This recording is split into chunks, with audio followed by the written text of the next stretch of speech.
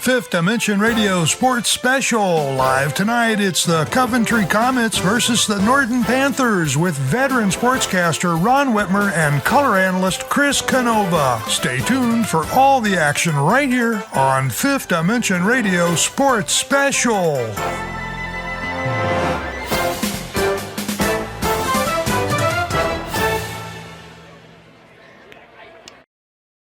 Good evening and welcome to Veterans Memorial Stadium at Coventry High School for the Fifth Dimension Radio High School Game of the Week, brought to you by Jobs for Ohio's Graduates and the Stables. I'm Ron Whitmer, and I'm joined in the booth by color analyst Chris Canova for tonight's clash between the visiting Norton Panthers and the host Coventry Comets.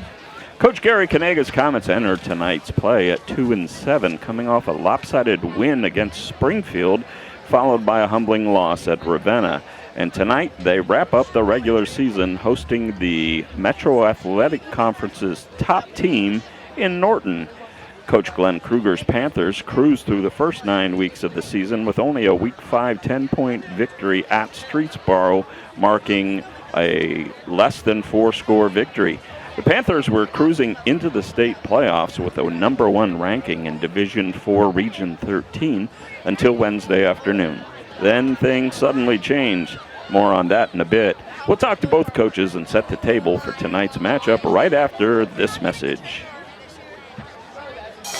Jobs for Ohio's Graduates, JOG for short, is a workforce readiness nonprofit covering Northeast Ohio, including Ashland, Medina, Stark, Summit, and Trumbull counties, helping youth ages 14 to 24 and adults complete their education, develop soft skills, and start their careers. To make this possible, we need people like you to support the next generation of the workforce and partner with JOG today. Go to jogworks.org,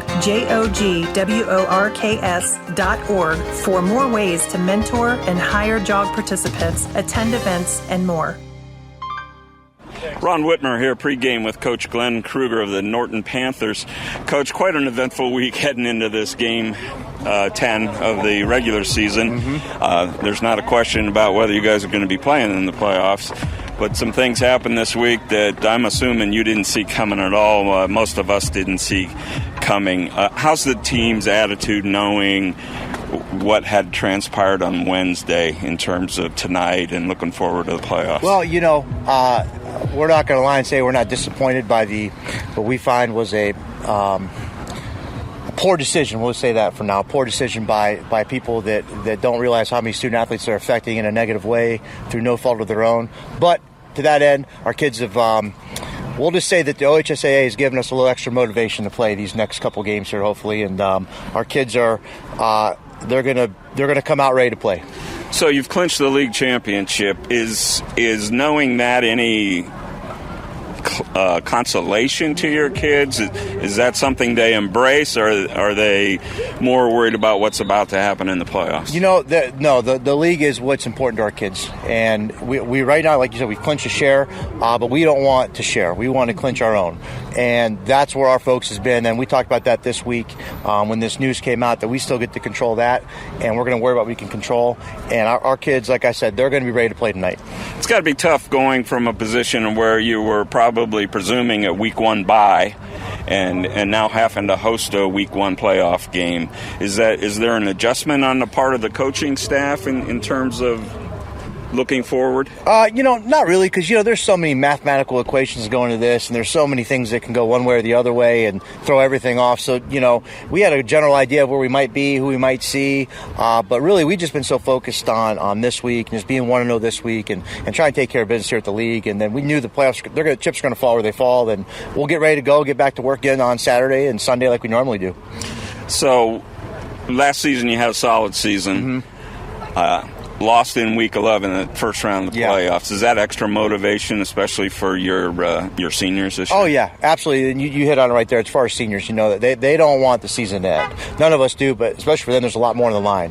If the next game that we don't advance through, they're done. So they are motivated. They're ready to go. We saw what happened last year when the seniors didn't get to win their first playoff game. They go home early. They've seen it on the other end when we make a little run. So they want to be part of those runs. And I think we're putting ourselves in a good shape, hopefully, with a good game tonight.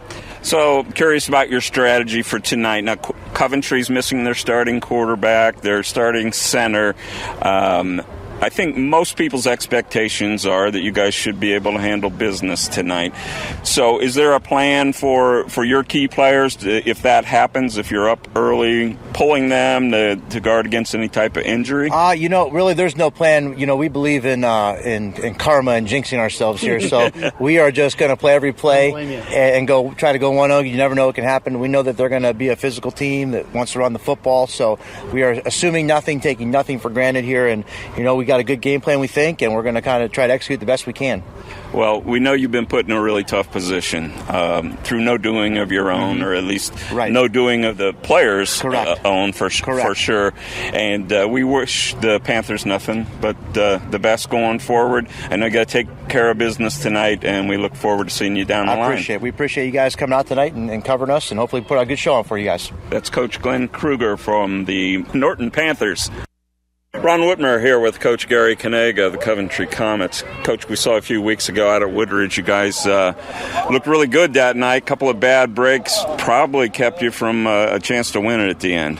Yeah, we, like I said earlier in the interview that night, I told you we were a little generous in our games this year, making some turnovers, and they were costly. And we ended up having 2 turnovers that were costly. We played a physical game. We were right with them all the way. I mean, you'd have looked like we were dominating the game at halftime the way we came off and they came off. But like I said, it was costly turnovers that they've hurt us all year long. So. Funny you mentioned the halftime. So in the booth, Chris, I'll not forget this for the entire season. He noticed how your guys came off the field like they were ready to become champions that night. So, and you had told me in the pregame that your guys were resilient and played for each other, and that certainly came across in that game against Woodridge. Yeah, we're a whole different team than we were last year. Our attitude and our resilience. We believe, the kids believe, and we've rose to the challenge this year. We make mistakes, but the key to us this year has been getting up and what we do after those mistakes. And we were able to capitalize on them a lot. Our defense was pretty strong that night. Offensively, we were strong in doing things right. But like I said, two turnovers resulted in 2 touchdowns. Other than that, it's an even game. So we're looking to move in tonight and do the exact same thing. So. We mentioned that word resilience, and we're going to test that again tonight. My understanding is you'll be without Brad Little at quarterback and without Harris at center. Is that correct? 2 big losses. Brad was a linebacker last year. Came to me at the end of the school year and said, "Hey, I'm losing some weight." I believe he lost about 35 pounds and said, "I want to play quarterback." Never played quarterback before, did a great job for us. He's a physical runner.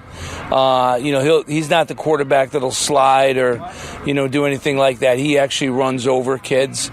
He was our running back last year, a fullback.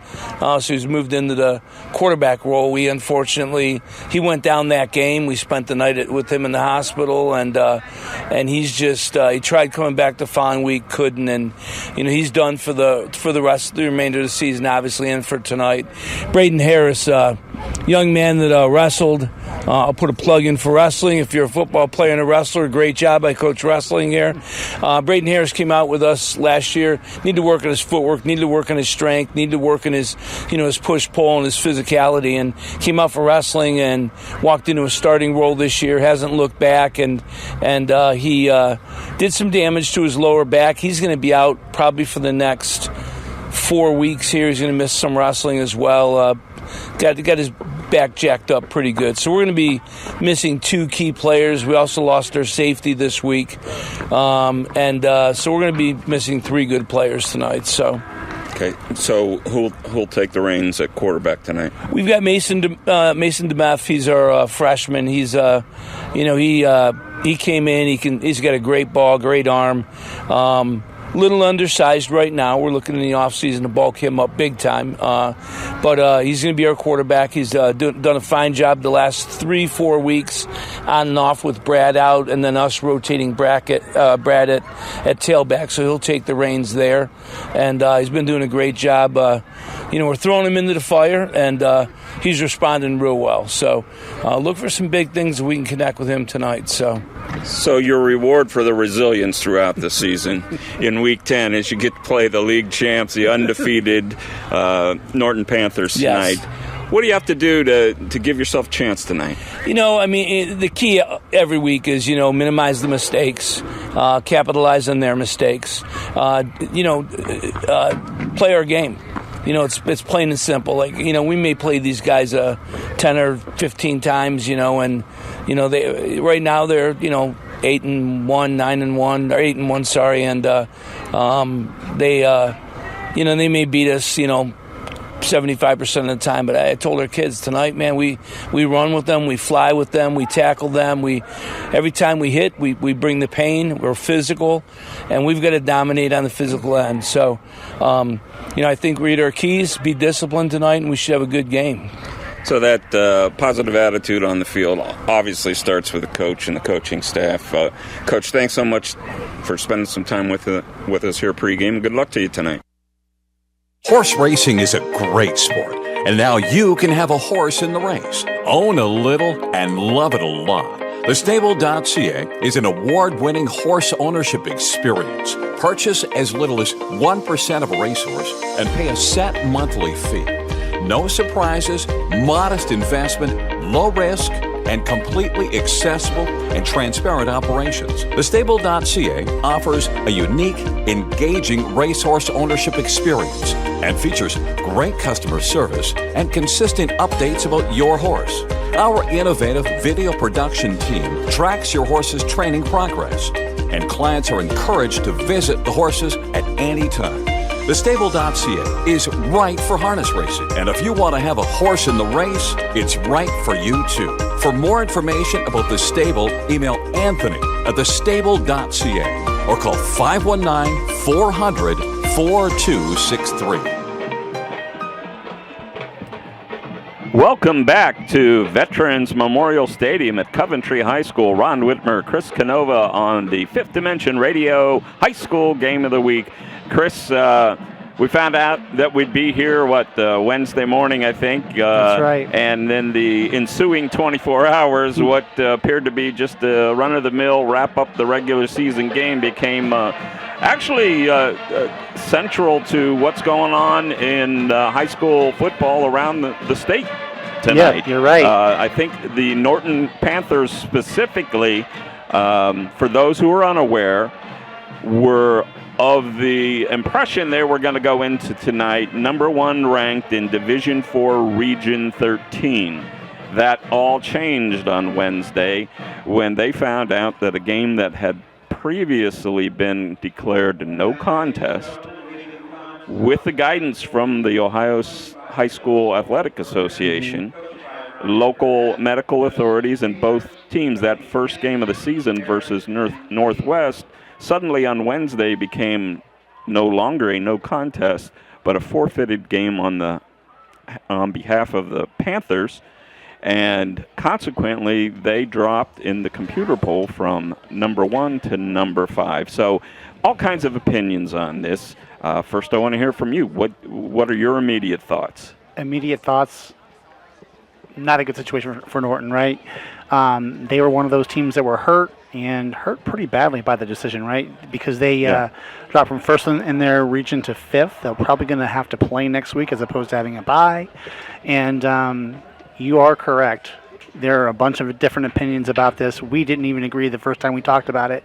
That being said, the Ohio High School Athletic Association has to establish a baseline.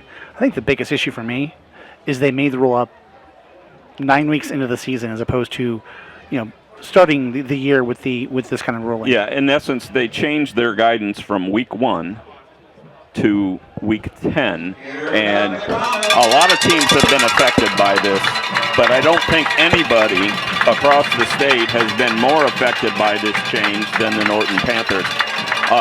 But I want to give credit to the OHSAA. I reached out to them late this afternoon, which is really not fair, and I did get a response back. So this is Tim Streed, the media rep from the OHSAA, and here's their stance on the situation. He says, "We understand that it's not ideal to make this change in Week 10, but due to a number of cancellations late in the season that we counted as forfeits, we needed to go back and adjust some decisions from earlier in the season. We understand that doing this in Week 10 is not ideal, but we needed to be consistent with our current policy on forfeits and no contests. In the sport of football, where not every team qualifies for the postseason, we need to treat these situations differently. Every team in each region is affected by the result of scheduled regular season contests. If the contest is scheduled, we should have a result. Having a result similar to what we would have had in a tournament game is the fairest and most consistent outcome for all schools." That's Tim Street from the OHSAA. And Chris, I believe that was in essence your stance when you first heard out about it. Well, we've seen it, right? Right. Locally, a bunch of schools canceling games last minute, or a week of, I should say. And, that had an effect on these other teams as well. Yeah. And, we saw a homecoming game canceled, and something has to be done. Right. It's unfortunate they did it in Week 10 as opposed to Week 1, but we are here, and you know what? Let's celebrate the Norton Panthers for who they are. Absolutely. On the field, they are without a loss this season, and we're just about to get underway here. The kicker for Norton is Blake Kaminsky. He'll be kicking off. Deep for Coventry is Andre Bell. And he's got a teammate back there. It looks like it may be Andrew Hines. Well, I'm going to go. I'm sorry. Yeah, I think you're right. I'm going to go with the 8-0 undefeated Norton Panthers tonight when I talk about them. That's how I look at it, Yeah. and I think that's how most of the teams, certainly in their league and across the region, look at it. To their defense, they were trying to guard against, this goes back to, in their case, the hand, foot, and mouth disease that was going around in the area at that time, and they were trying to keep not only their remaining players, but the other team's players from coming down with the illness. The kick is away, comes down to number 25, who of course we don't have, who's running to the near side and driven out of bounds at about not quite out of bounds, just before going out at the 11-yard line. Let's see if I picked up that number incorrectly. No, it's number 25, and there's our jinx, Chris, right off the get-go. We have somebody that's not on our roster. We'll see if we can pick that person up. 25 for Coventry, Bob. If you can find out, we'd love to be able to give him credit. So the Comets will start deep in their own end at the 11-yard line. If you're listening to our pregame, their regular starting quarterback is out injured tonight, so we're going to have Mr. DeMeff, Mason DeMeff, the freshman, behind center. He's got two running backs with him. There's snap, handoff, inside run for a gain of about a yard. Well, that didn't really look like. And that was Lamar Taylor. Yeah. With play was supposed to go left carry. there, and it didn't look like anybody was blocked, frankly. And apparently my eyes are failing me already. A loss of about 2.5 yards, not a gain of a yard. So second down, and we'll call it 12. Well, this Coventry team has struggled this year, but I got to tell you, last time we saw him, I love Coach Kanega and what he has instilled in this team. DeMeff under center. Taylor at tailback gets the handoff. He's ahead and has positive yardage this time. A pickup of about the yardage he lost, so it'll bring up 3rd and 10. Just underway here, first quarter from Coventry. Simple little lead play to the right there. Not much going. Looks like Norton's completely controlling the line of scrimmage at this point in time. Yeah, this Norton team's only given up less than 10 points a game. Everybody talks about their high-flying offense, but defensively, a really solid team too.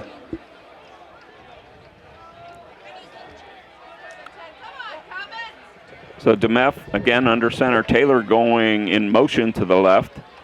Dropping the pass, DeMeff, the left-hander, throws it up for grabs, and it's intercepted at the 30-yard line. That ball is picked off by Buddy Willig, the All-Ohio, and boy, he gets in gets in his early welcome to the Comets on What a the catch. first pass, and he leaped He was up there, right? He could have dunked that thing for sure. 2 to 3 feet off the turf to pick it off. That'll give the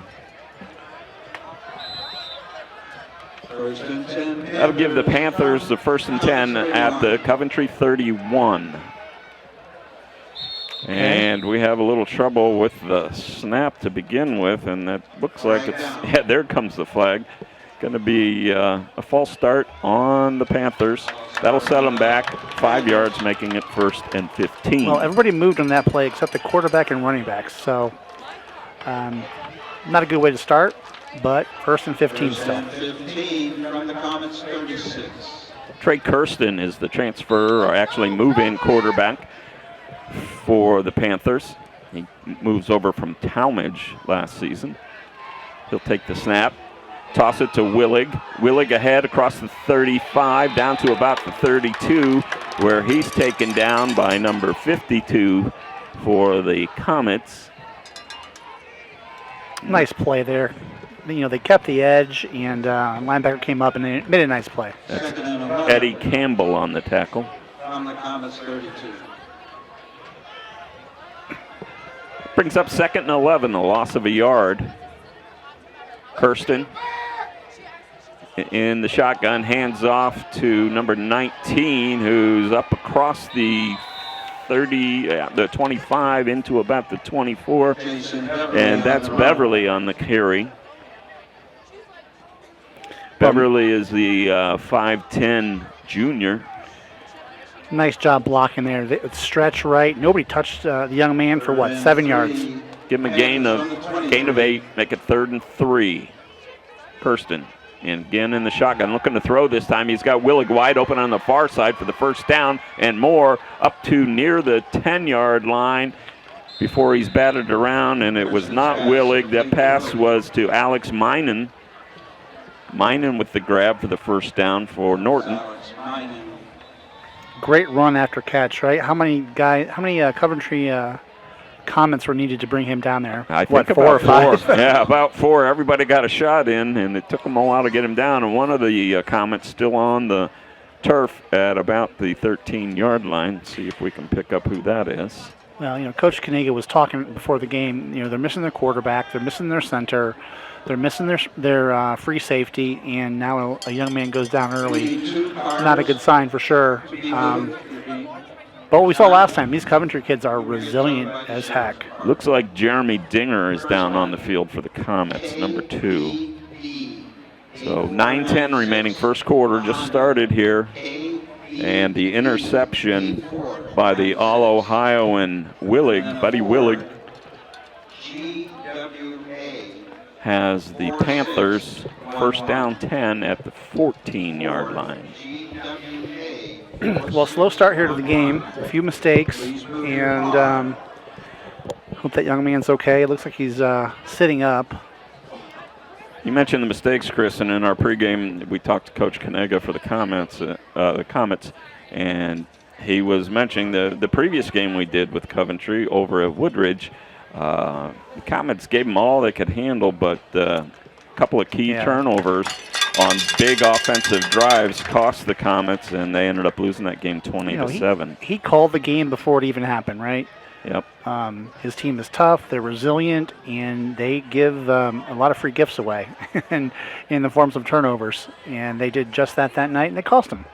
And that injury was indeed to senior defensive back Jeremy Dinger. He walks off under his own power. So it'll be 1st down for the Panthers. Kirsten, quarterback. Hands off again to Beverly. He's got running room up the middle, across the 5, and into the end zone. Beverly with the touchdown for Norton. Jason Beverly puts the Panthers on the board at 8:57 of the 1st quarter. They lead 6-0.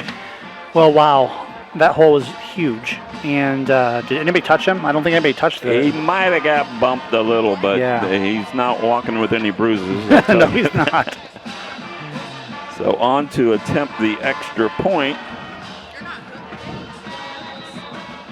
is Noah Heffelman. High snap, kick is up and good, but we had a whistle. Didn't see a flag. There may have been one here on the near side. And here we go, Chris, our first referee look around. What do you got? And they still haven't seen a signal, have you? Are they sending the kicker off the field? Interesting. Yes, they are. Okay. And no signal. Maybe of the holder, kicker? No, it was the kicker, 41 Heffelman. Okay, I don't know. Coming on to kick. And help me pick up this number. Looks like Willig. No, it's not. It's Blake Kaminsky. Another high snap, kick is up and right down the middle for the extra point. So Kaminsky, the regular kicker, converts, giving the Panthers the early 7-0 lead. 8:57 remaining first quarter. We'll be back after this message. If your saving for retirement approach involves the phrase, "I'll get around to it someday," Edward Jones can help. When it comes to meeting your goals, time can be on your side, and there's no better time than now to get started toward your retirement goals. Or if you're in retirement and want a second opinion, let's talk.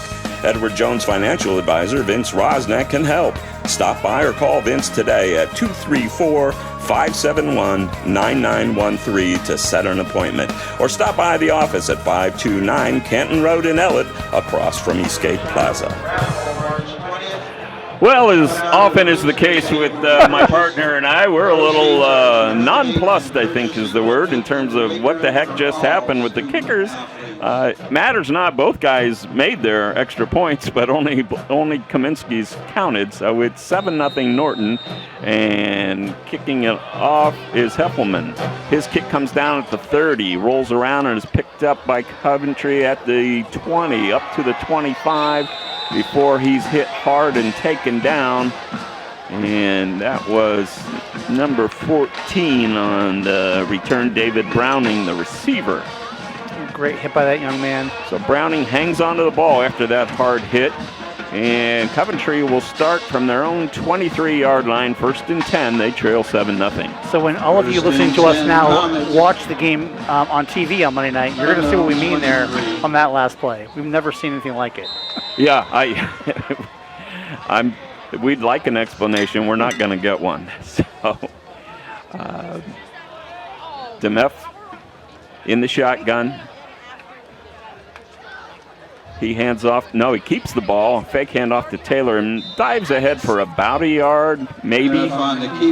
Actually, looks like they're going to mark it right at the original line of scrimmage, bringing up 2nd down 10. 2nd and 10. So no gain. Tackle on the interior of the line looked like it was probably Mason Hiddle, number 76. He's also honorable mention, All-State from last year. He centers that line, a big fella up front for the Panthers. You know, I like these Panthers. They offensively and defensively on the lines look really good.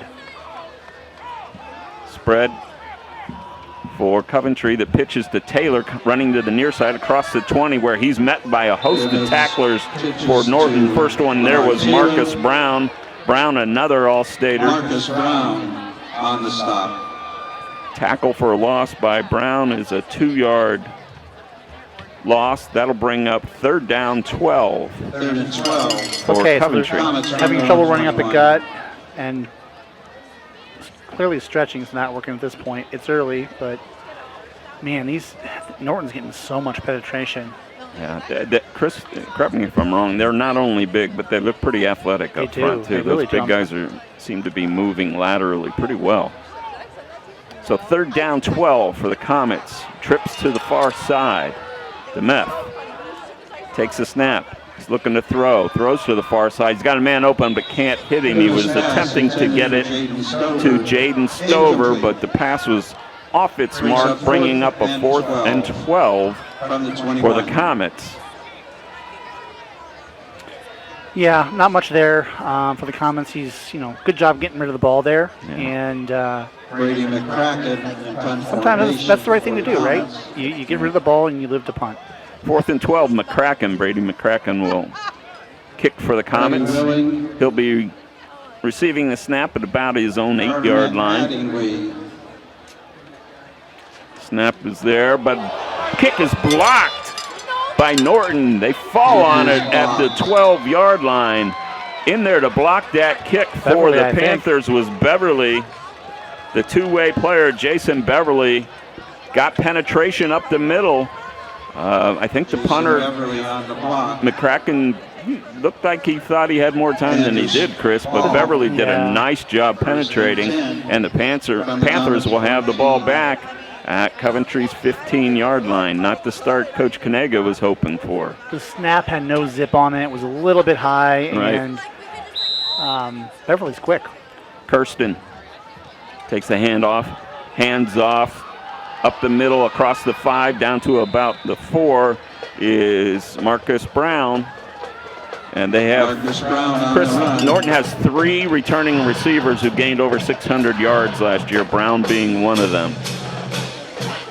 Well, I can tell you that they may not need to use them because this line is just blowing Coventry off the line of scrimmage right now. Kirsten hands off again to Brown up the middle, and this time he's met with some resistance at about the Marcus 3. Brown on the run. We'll see how much they're going to give him. Looks like they're spotting him down near the 1-yard line, Right.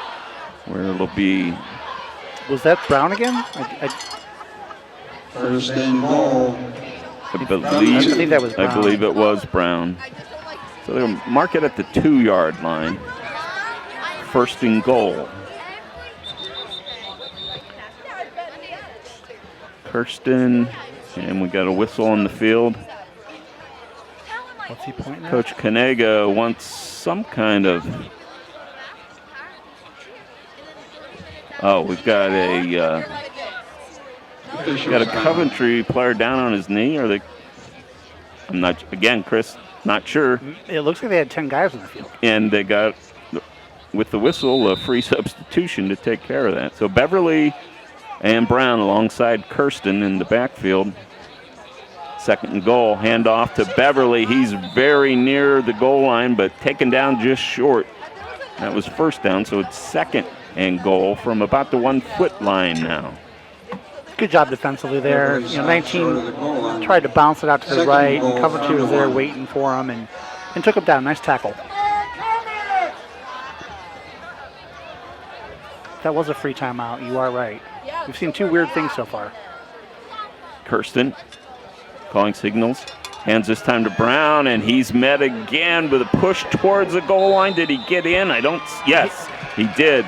The near side line judge has his hands up. So the 1-yard touchdown run by Marcus Brown gives the Panthers their second score of the night, and they lead 13-0, 5:54 remaining in the first quarter.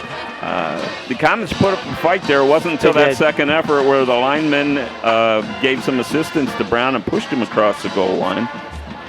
Heffelman is back on this time. Let's see if his kick will actually count. Spot down, the kick is up. It's a low one, but it must have pushed just to the right. So it's no good. Norton 13. Well, Coventry no score. I got to say, so I'm looking at the offensive lineman for the Norton team. So you have Hitty, who's at 6'3", 305. League sponsors You of have Athletic Higgins, who is at 6'4", 295. Pence Brothers Home Remodel Construction and Ostrauser, 6 feet, 230.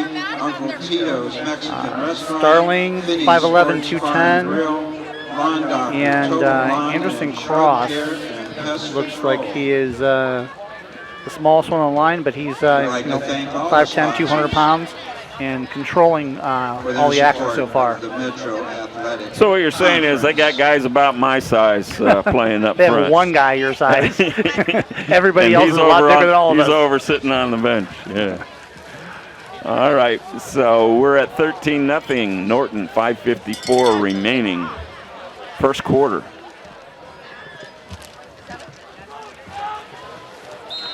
Coventry needs to get a first down here to keep their defense off the field. Kick is away. Taken at about the 10 by Coventry across the 20 and hit at the 21 by multiple Panthers. It looked like it might have been Aiden Williams on the initial hit.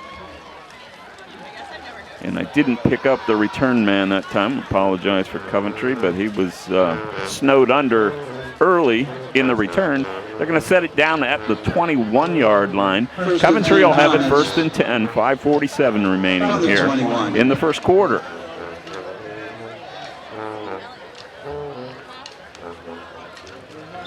Ray Bekaleski on for the Comets on the line here.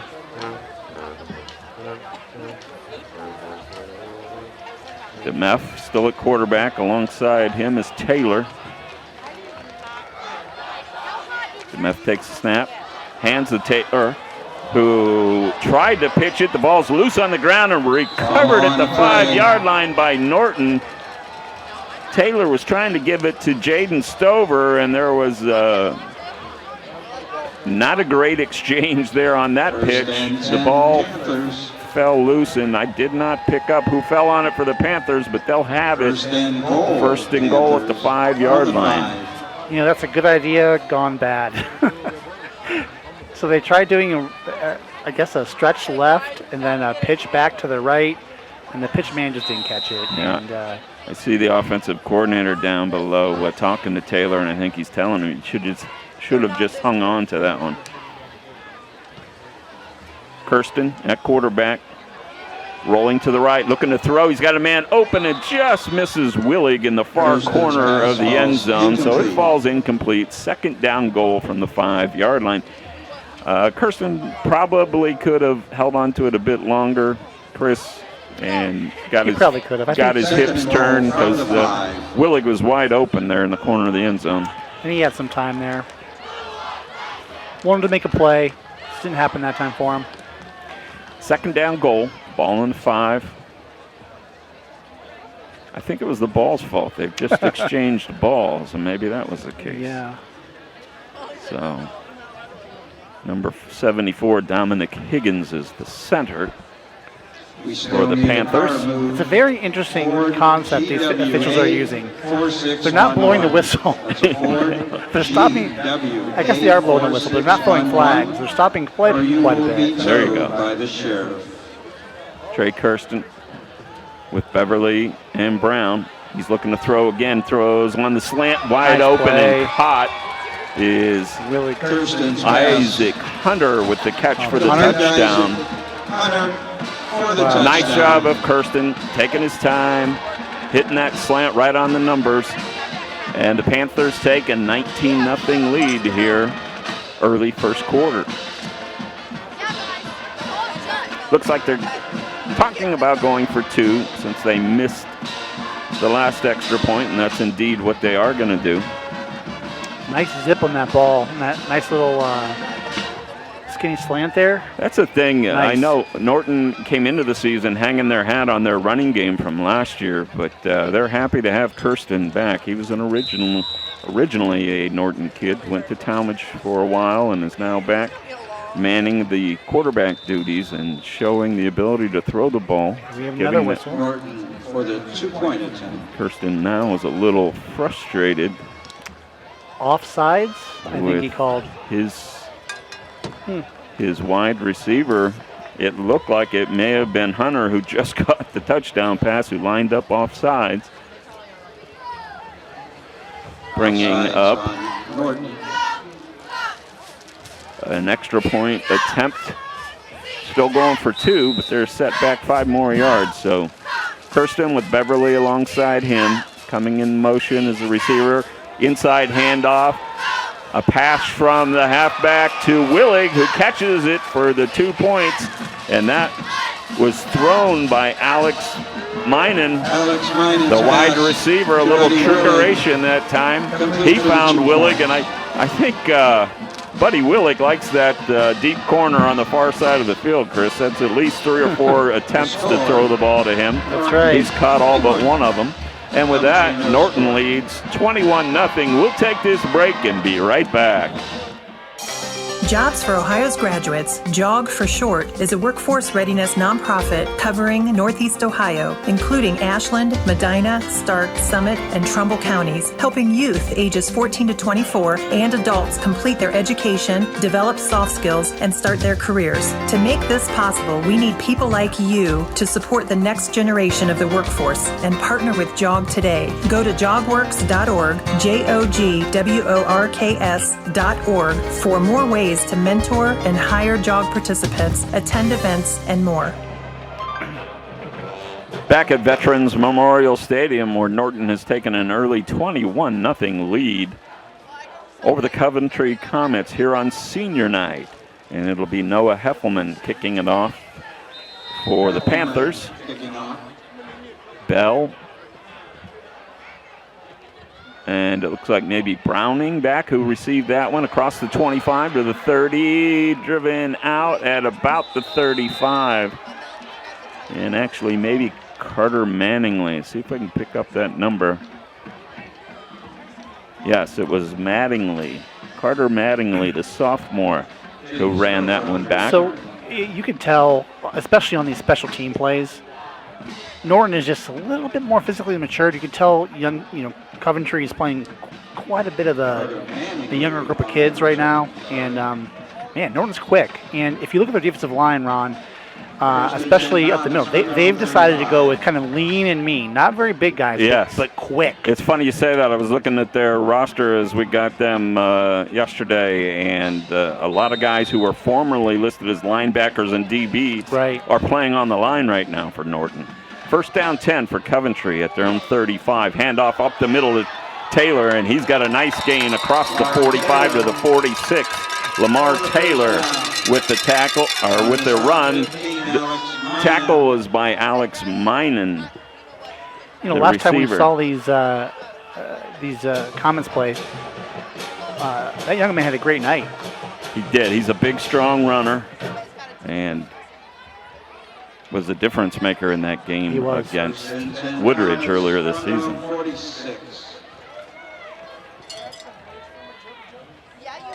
DeMeff under center, full house in the backfield. He'll hand to Taylor again. He's got not much of anything up the middle this time. Taken down for no gain. And trying to pick up the tackler. Looked like the linebacker that time. It looks like when they're stretching left or right, when they're taking the ball outside at all, the Norton penetrations is too much. They're going to have to do quick hitters and just get upfield as fast as they can against this team. Yeah, tackle for no gain was Buddy Willig up the middle. The DB came up in support. Second down 10. DeMeff under center, hands to Taylor again, up the middle. Tough sledding there, though. He's pushing. There's those strong legs. He ends up with a gain of nearly 3 yards when there was really nothing there. That was all him. Yeah, we'll see who's at the bottom of the pile for the Panthers as they're umpiling. And looks like it was number 13, who is Jackson Ford, sophomore linebacker, 6-footer. 3rd and 7, Comets from the 50. All right, big play here. 3rd down 7, ball spotted right at midfield. That should be a penalty. They're not going to call it. Coming off is Evan Owen for the Comets, coming off late. DeMeff under center. Turns, fakes a handoff, passes to the near side, intended again for Jaden Stover. Got rid of it a little early before Stover was able to get out and get himself open. So that'll bring up a 4th down 7, ball at midfield. And I'm going to guess Coventry may be going for it here. All right, guys, stay out there. They think they're punting, but they're not, are they? Well, 4 guys did come off, and they are going to punt. Okay. The punter is Brady McCracken. And still look, I was going to say, look like Coventry was short some players. Here comes another one. Coming on late is Shane Anderson. And with that, we have a timeout taken by Coventry. So with 3:18 remaining in the first quarter, our score, Norton 21, Coventry nothing. Let's take this timeout. Exterior plus roof. Tired of boring off-the-rack tees? Want to express your unique style or promote your business? How about create an unforgettable memory? Call us at Screen Print Original, 330-414-1635, 330-414-1635. We bring ideas to life. We offer high-quality DTF transfers on a variety of apparel, ensuring vibrant colors and lasting designs, from custom creations to bulk orders, all for you. If you have an idea, give us a call at 330-414-1635, 330-414-1635. You can also drop us a line at screenprintoriginal@gmail.com. We look forward to serving you. Back in at Coventry, 4th down 7. McCracken's punt is away. It's a nice spiraling kick, comes down at the 20, taken there by Beverly. Check that, not Beverly. Across the 25 to 30, 35, 40. A flag down across the midfield, across the Coventry 40, still on his feet to the 25, and finally taken down at about the 15. That return was by Alex Minen, but I think it's going to come back, Chris. Yeah, it's coming back. I saw it. Right in front of the official. Young man clipped the Coventry kid from behind, and they're going to call that every time. So, nice run, negated by a block in the back penalty. The punt returner, Minen, who's also obviously the wide receiver, is a Coventry transfer. So some of the locals will be familiar with Alex Minen. But that's coming back, as Chris mentioned. So going to be a personal foul. Personal foul. Help me out with it what that was. It was a personal foul, block in the back. Block in the back, but he reached and put his hand behind his head. Huh. I don't know that one. I don't know that one either. Any rate. Maybe because I don't know. I'm not sure what that is. After the penalty, the ball will be set down inside the 20 where Norton will have it. So this time not working with a short field. We'll see what that means for the offense. They've had no trouble moving the ball in the short field. Kirsten with Beverly alongside him in the backfield. He fakes the handoff, passes over the middle, a wide open Willig at the 30 to the 35, 40. He has to beat one man across the 50. Now Coventry is cut up and gang tackling, but Willig stays on his feet inside the 40 down to the 37-yard line. What a pitch and catch there. Buddy Willig with the big run after catch puts Norton in great position. Now they're working with a short field as they have a 1st and 10 at the 38-yard line. Again, a slant, wide open. They're playing too deep, and nobody there to make a tackle. We're going to give the tackle to Andre Bell, but there were a host of tacklers. Handoff inside to Beverly. He'll push ahead for a nice gain of about 6 on 1st down. They'll mark him down about the 32-yard line. 2:13 remaining first quarter. Chris, we may be in line. I don't want to get ahead of myself for another short second half tonight. I would. It's looking that way. 2nd and 4. Kirsten with Beverly in the backfield. Fake handoff, another pass, and nice this play. time batted down nicely by Carter. Aaron Carter, the senior linebacker, got in there and got off his feet, knocked down Trey Kirsten's pass. Brings up a 3rd and 4.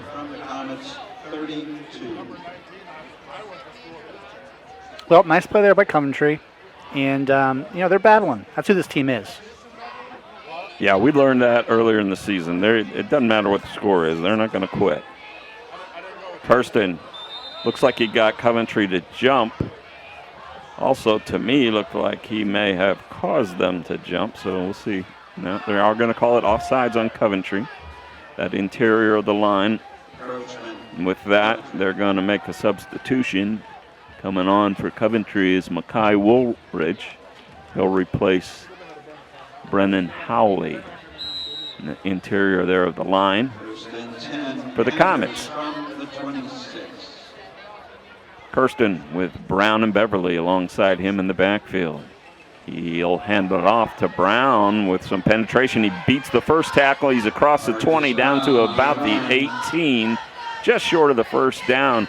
That time, Chris, Marcus Brown looked to be stopped in the backfield. A nifty little move, and with his strength pulled out of the tackle. I think they pulled the guard there, and that's where the penetration came, and just couldn't make the play. But still, that's the thing you're going to have to do if you're Coventry. You're going to take some chances and try to make plays in the backfield because they just don't match up speed-wise and physicality. To be, they're just bigger and stronger at this point. Hunter Maxco is the receiver in the slot this time for the Panthers.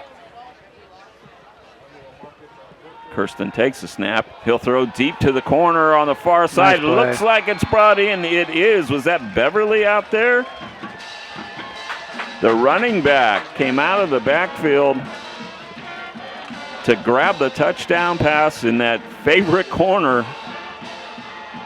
Let me just make sure I got that number right. Yep, that was Beverly. It was a great play. Great design.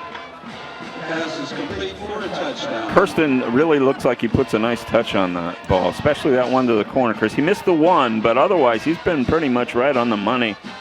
That lob to the corner and the slants. It's funny that you call that out, that same corner every time. Kaminsky's extra point attempt is low but good, and that'll give the Panthers a 28-0 first quarter lead with 1 minute remaining. Hey, folks, just want to remind you that not only can you hear us tonight, but if you dare, you can see us. And tonight, I'm going to give you a heads up, although you probably already seen it at this point if you're watching a replay either this weekend or on Monday. You get to see our interviews with the head coaches. Yeah, that's another how about first that? for Fifth Dimension Radio. Thanks, Roger McLean, heading down on the field with us. When I talk about seeing us, how can you do that? Well, a couple of ways.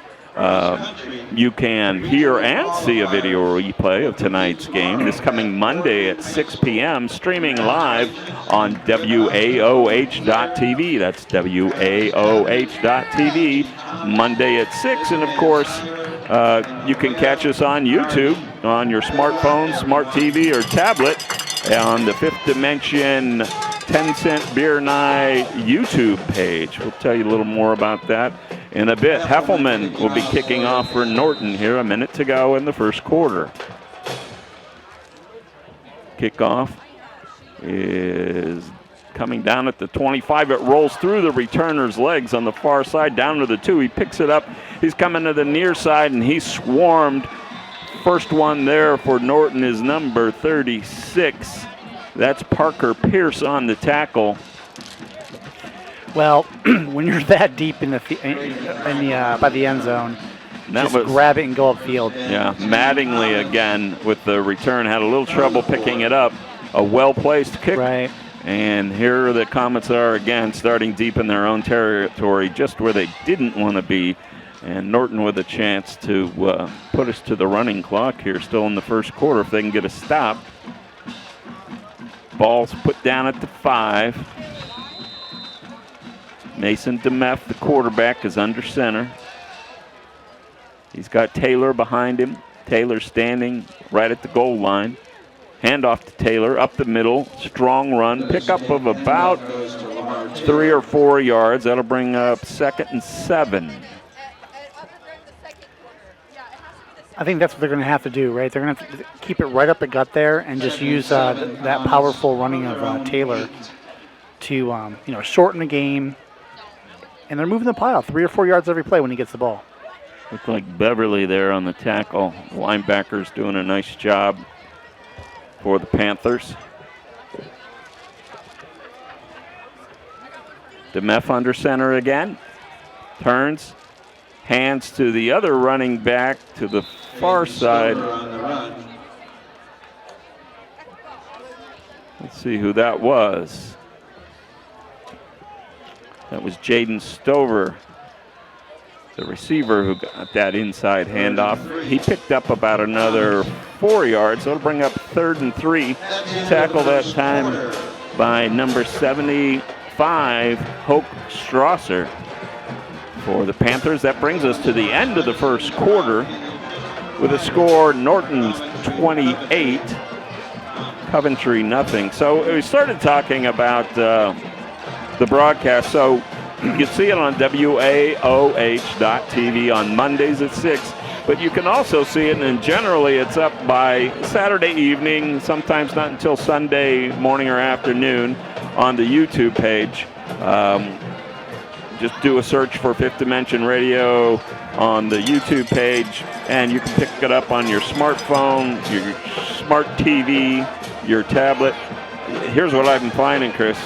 Almost every device in my house is now smarter than me. Not that takes a whole lot, but it's quite an age we live in. And for people of my generation and older, ask your kids, because it is such an opportunity for folks like us in Fifth Dimension to make things seen. Also, I'm made aware that you can pick up WAOH on Roku TV also. So if you have Roku TV and have their app, you can catch us there.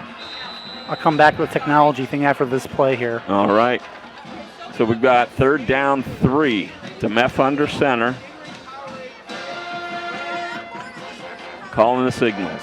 He'll turn and hand off up the middle, and we still got a late push here, but it appears to be short by a yard, maybe 2. It kind of looks like a rugby match out there, doesn't it? It does. I thought it was Taylor who got the ball, but I think it was Taylor who got it. And his powerful legs, got him close. Got him close. Heck, if I were them, just go for it. Yeah, I do believe, in a normal situation, you'd say you're crazy, but, what do you got to lose? You're down just starting the second quarter, 28-0, and you're a yard short.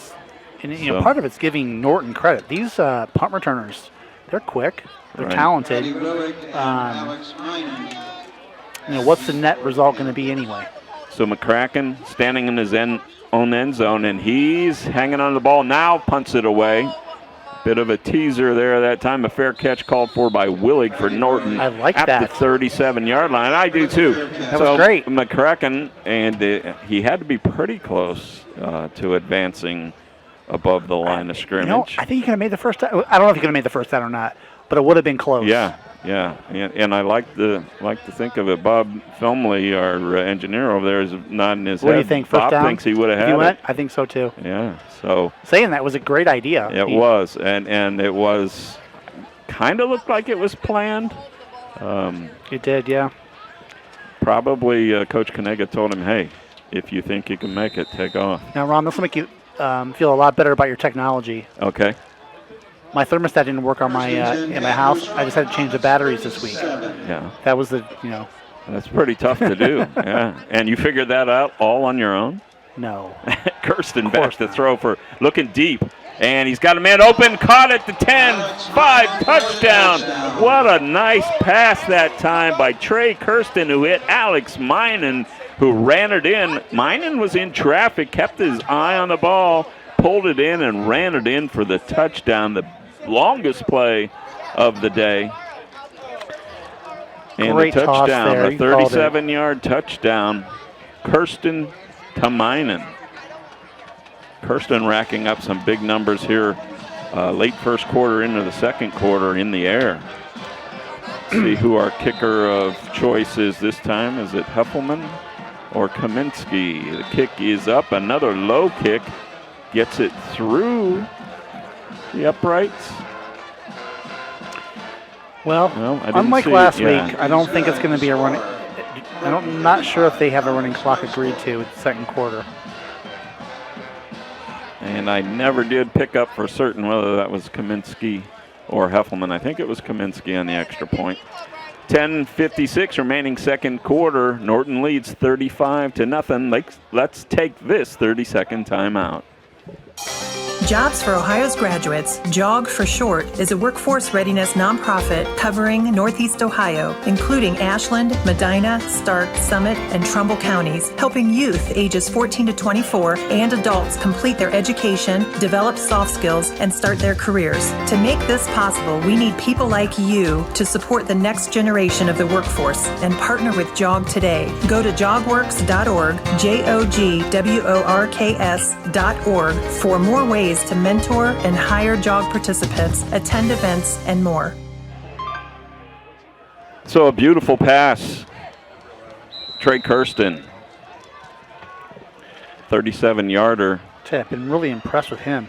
And kicking off for Norton is Kaminsky. He has it come down at the 15. It's touched by Coventry and then rolls out of bounds.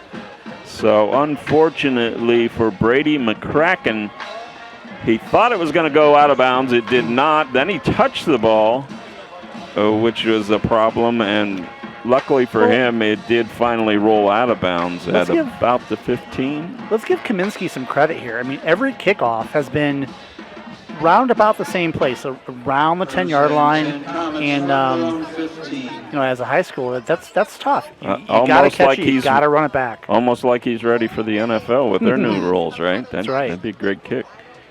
So 10:48 here, second quarter. Norton with a 35-0 lead. DeMeff under quarterback with an eye behind him. Taylor. DeMeff's going to roll this time. Looking to pass and is nailed in the backfield by Willig and Aiden Williams. Both with the sack. Half sack each for Williams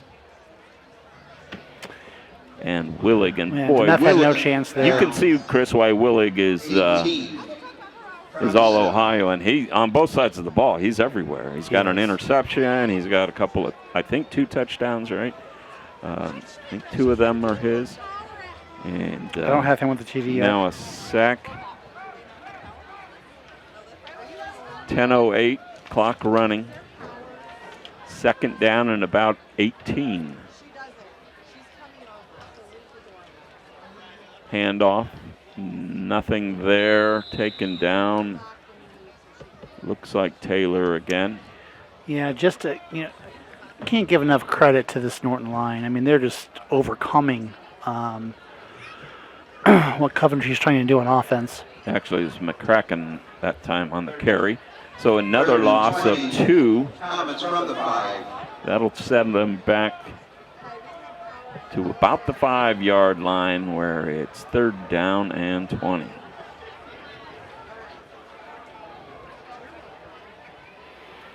Looked like it may have been Pierce among a host of tacklers that time for Norton.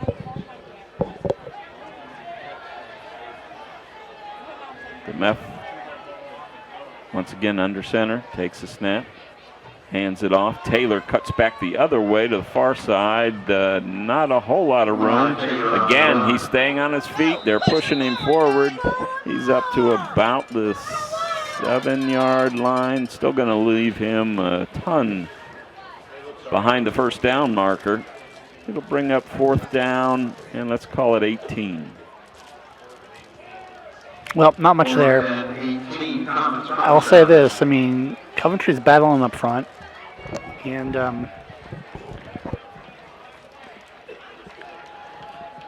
McCracken standing deep in his end zone this time. And again, Coventry with a man coming on late. That's David Browning coming in at the blocking position. Beverly among the return men for Norton. Low snap. Kick is away. It's a high kick. Fair catch called for by Willig at the 35, where the Panthers will start their next drive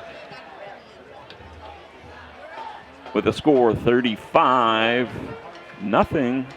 Let's take this quick timeout.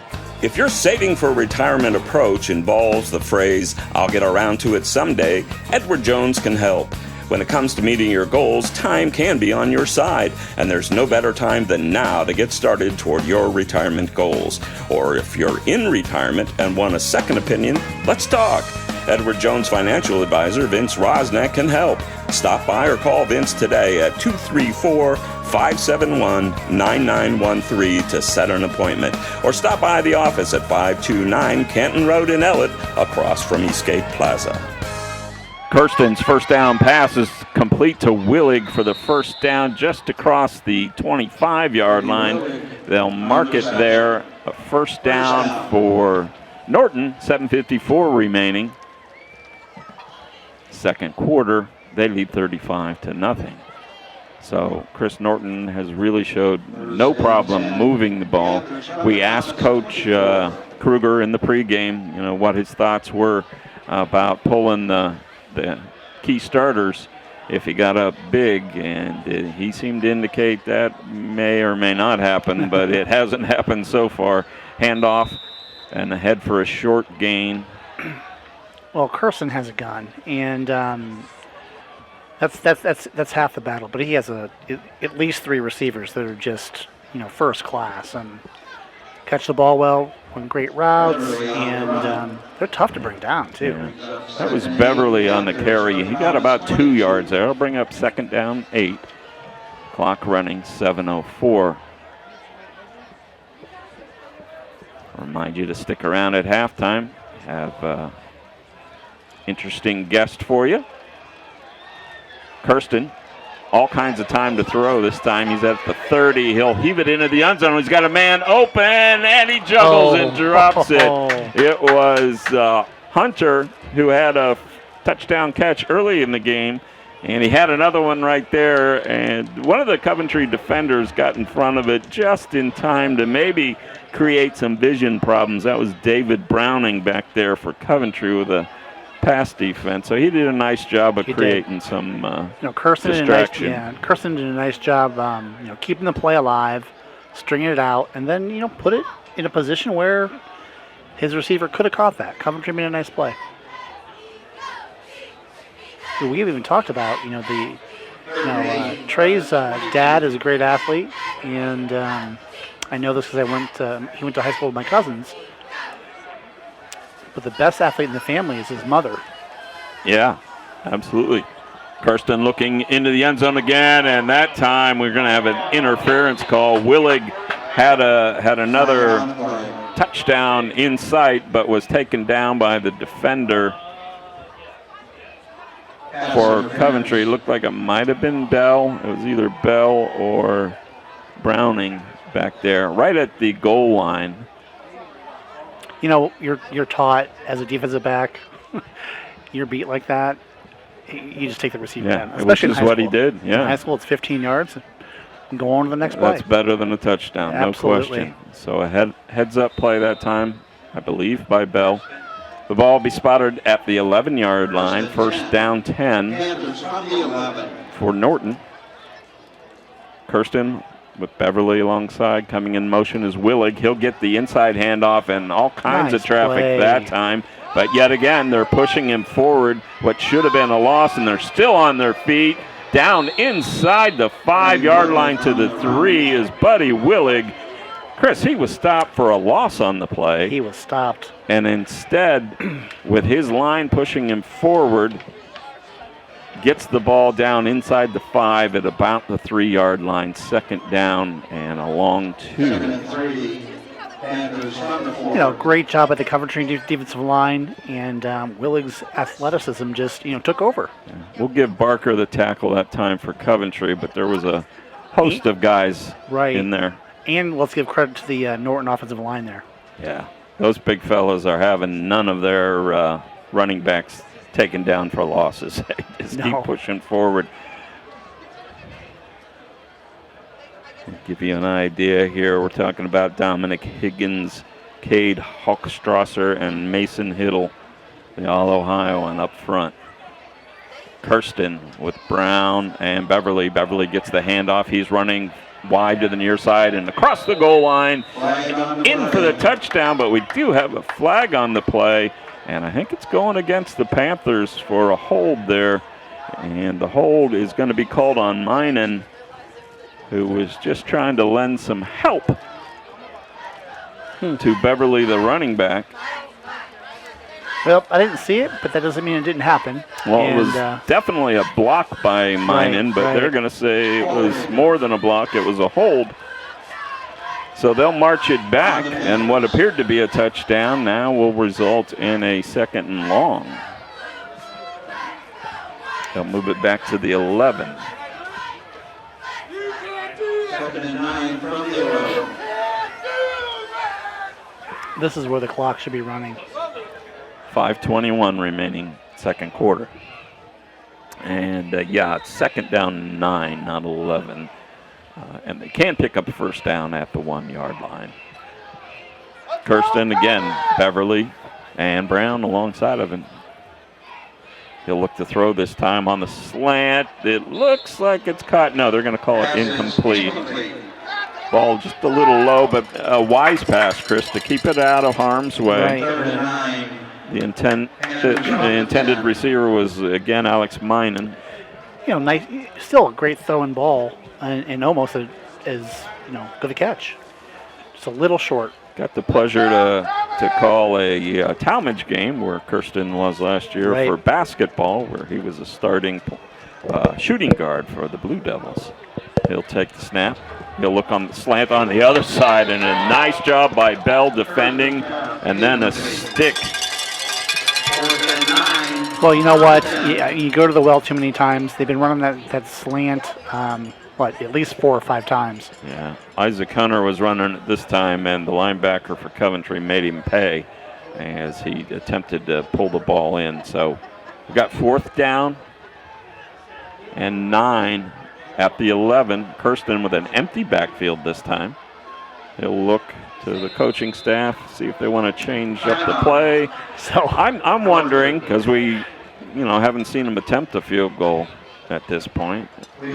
Don't you want to consider that to get your kicker some game opportunities heading into the postseason? You would think so. Or is that rubbing it in? That's what I don't know. I don't think so. I don't know how you make that call, but we're going to find out how Coach Kruger does here. Well, 2 thoughts there. One, they've struggled with the extra point, so that would be adding 10 yards to the kick. So definitely doable. The second thing, it's not Norton's job to stop them. To stop themselves? No. It's Coventry's this job. This is why I have you here. Right. Because I'm master of the not obvious. Sure of those master of the things. obvious. And, hey, those kids practice all week too, and they should get to kick a field goal or pass on 3rd down.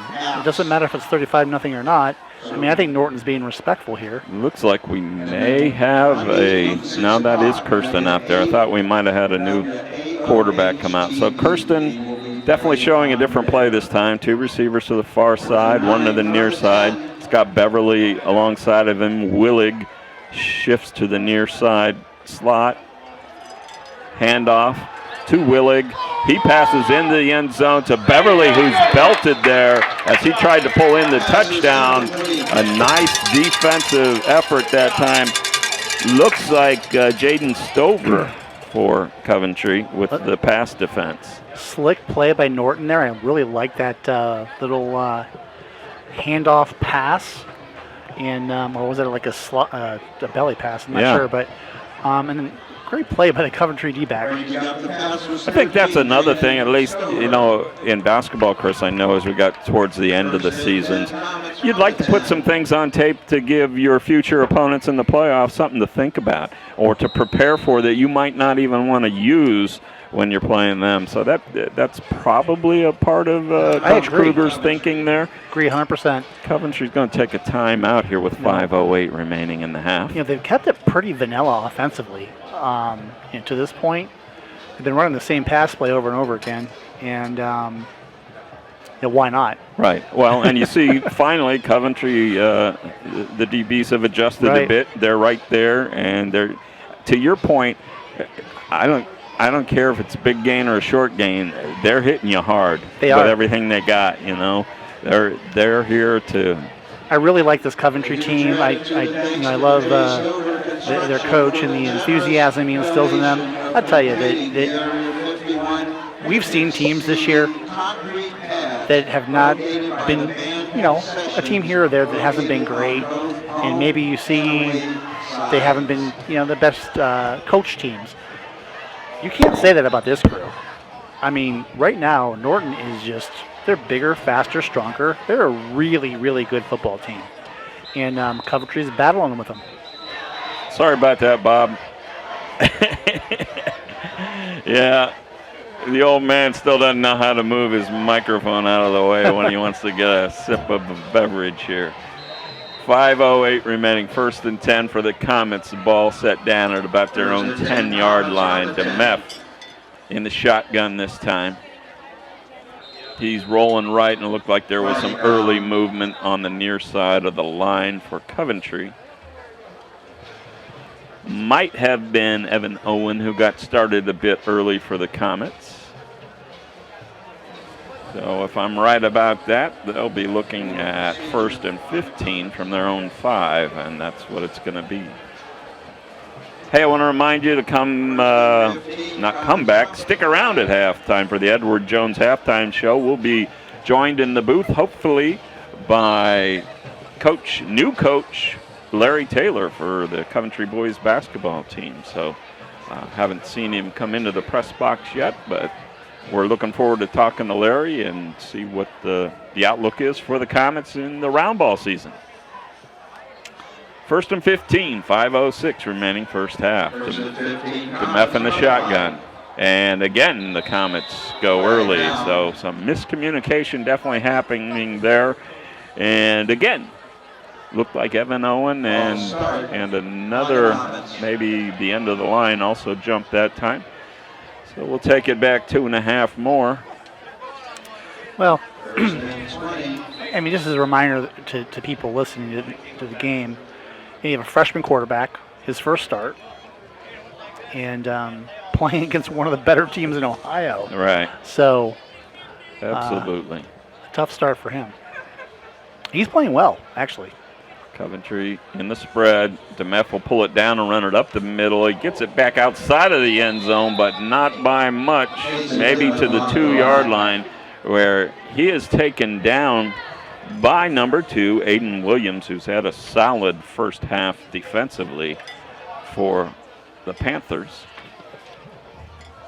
Williams is a defensive specialist. A lot of the key players for Norton go both ways. Williams strictly defense to this point. Kirsten strictly offense on the other side of the ball, but a lot of the skilled position guys are, and the linemen for that matter, going both ways. Yeah. 4:42 and rolling. 2nd down, 19 for the Comets. DeMeff at about his own 1-yard line. And this time, I can't tell if it was a drop snap or if he was just trying to sneak it to get it away from the end zone. At any rate, it didn't work, and he is, wow. Why are they stopping Norton's actually calling for a safety or a fumble for a touchdown.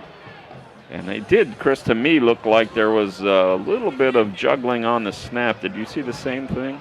Yeah, there definitely was. What are they? I don't. There's now. I think Norton's I see ball? them pointing towards Norton. You know, I don't want to be critical of the officials, but if I'm going to run a football officials class for this offseason, I'm going to teach guys to be a little more demonstrative so that we in the booth know what's going on. Apparently, it was a fumble. We have no idea who recovered it, but we do find out that it's Norton's ball on not even the 1-foot line, probably about the 6-inch line. So Kirsten under center. He'll take the snap, hand off to Willig, who just walks into the end zone with a big hole there. Yeah, a Coventry player down injured, but Willig with the touchdown. For the Panthers, that'll put them up 41-0, 4:16 remaining here in the first half. Well, that's discouraging, right? Well, let's see how resilient they've showed resiliency all year, but that's tough. I don't know on that one, Chris, if they were fooled by Willie getting the inside handoff. He's mostly either gotten the handoff from his receiver position in motion, or he's been the receiver. But this time he had nothing there. There was nobody in front of him. He literally walked in. Right. We got a comment down on the field. We'll see if I can pick up. Looks like Andre Bell that was down. It looked like on the previous play, and I'm anxious to see this on film, but it looked like the center was snapping the ball. I'm not sure that the ball got back to the quarterback who was in a shotgun. It wasn't clear what happened on the fumble there. We're at a bad angle here, and actually got a window in front of us too with some reflection, so it's a little difficult to see. Andre Bell came off under his own power. Still, one of my favorite plays of the year was last time we saw Coventry when Andre Bell had that pick six before half that put Coventry right in it at halftime. So looks like he's going to be okay. Coming on to attempt the extra point is Kaminsky for Norton. Snap. Spots down. Kick is up, and it is good. So, with 4:16 remaining in the first half, and Norton leading 42-0, we paid our bills. Chris, so a few minutes here, and I think we're going to get some more at halftime, especially if Coach Taylor doesn't make his way up here. I presume he will.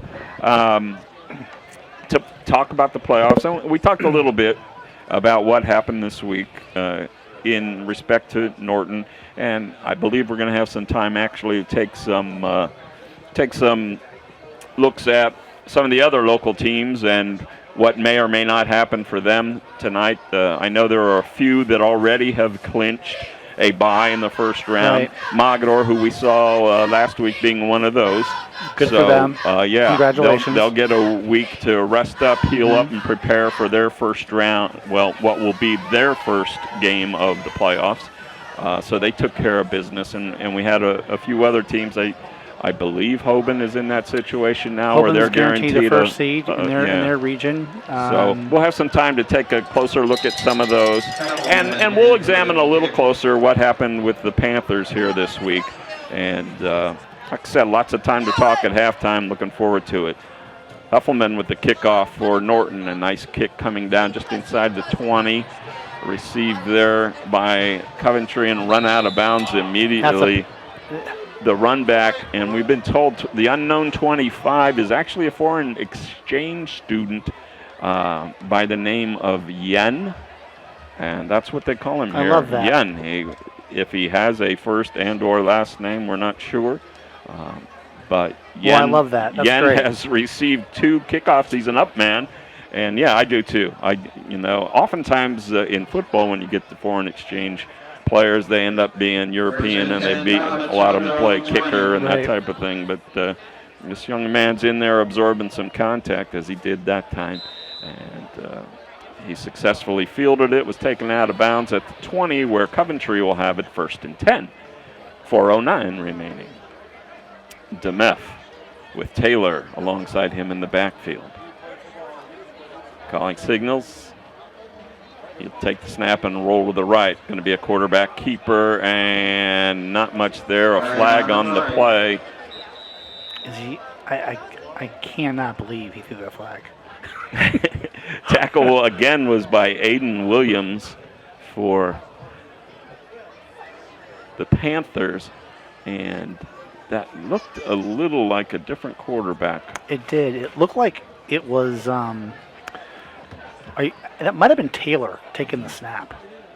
We know for certain it wasn't Brad Little. Right. If you weren't with us in pregame, the quarterback for the Comets. So we have a glass in front of us. Yeah, there you go. It is Jaden Stover, number 13, is in at quarterback now. So we're getting in glare. We can't see all the numbers. Stover with Taylor alongside him in the backfield. First down. Throws a pass just short of his intended receiver at the 10-yard line. Looked like he was trying to get it maybe to Bell out there on the far side. So 3:40 remaining. 2nd down, 20 for the Comets. And I was going to say I'm anxious to see the stats at half. I'm not in terms of Coventry, Chris, but I'm curious to see if they have positive yardage, because the Norton defense has just been so strong. And it makes sense. They've got a couple of All-Ohioans on their defense. They've got a quick, strong front line. Yeah, this defensive line is fast. Yeah, they're just getting to every gap. Stover takes a snap. He'll pitch this time to Taylor, who's hit immediately. There's that speed again. Looked like maybe Cody Eater or Luke Yoder on the snap, or on the stop for Norton. Another loss, and 3rd and 24 for the Comets. Yeah, it's been a tough half, and it doesn't help that they know their quarterback can't play. And I think we mentioned early too, they're working with a backup at center as well, and that combination of quarterback and center is certainly key. Under center is Stover. He'll hand off to Taylor. Ahead for, looks like no gain, bringing up 4th and 24, clock running at 2:45 in the second quarter. At this point, Norton's just putting everybody in the box, right? So you have 7 guys in the box. You're definitely man down here. I think you're man over there, but it's tough. And they're bringing the house, because as soon as they show run, those linebackers they're coming, and they're coming now. Yeah. Ray Bekaleski was the injured Comet down on the field, but he's off under his own power.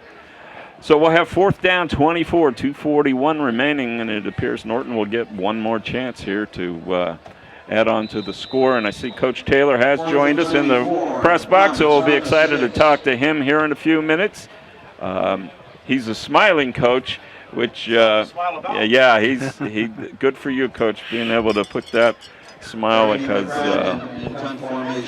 I'm sure on the sidelines not a lot of smiles for the Comets here in the first half.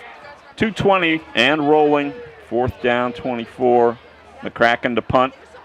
Looks to fake. He is going to fake. Runs up the middle and now punts it away very near the line of scrimmage.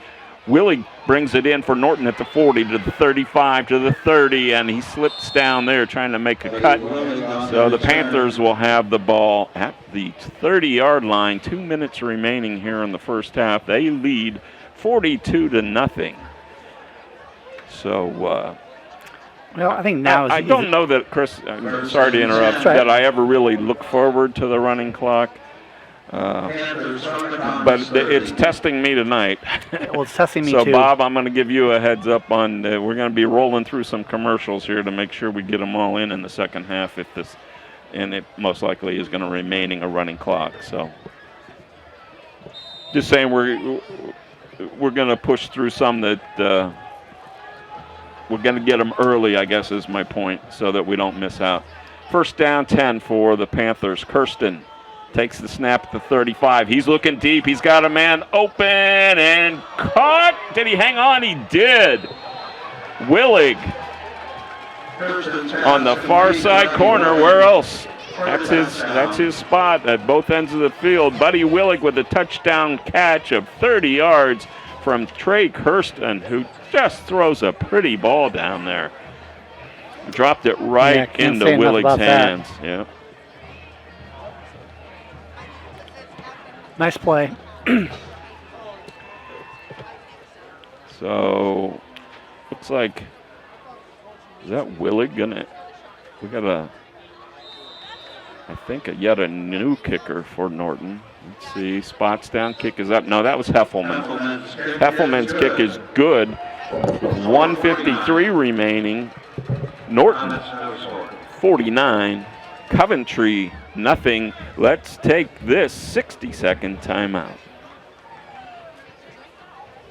Horse racing is a great sport, and now you can have a horse in the race. Own a little and love it a lot. TheStable.ca is an award-winning horse ownership experience. Purchase as little as 1% of a racehorse and pay a set monthly fee. No surprises, modest investment, low risk, and completely accessible and transparent operations. Thestable.ca offers a unique, engaging racehorse ownership experience and features great customer service and consistent updates about your horse. Our innovative video production team tracks your horse's training progress, and clients are encouraged to visit the horses at any time. Thestable.ca is right for harness racing, and if you want to have a horse in the race, it's right for you too. For more information about The Stable, email Anthony at thestable.ca or call 519-400-4263.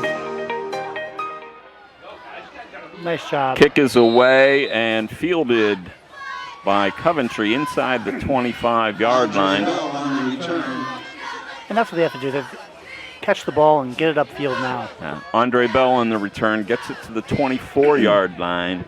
So with 1:47 remaining, the Comets will try to put together a late drive here in the first half. I'm sure they'd like to get on the scoreboard here before halftime.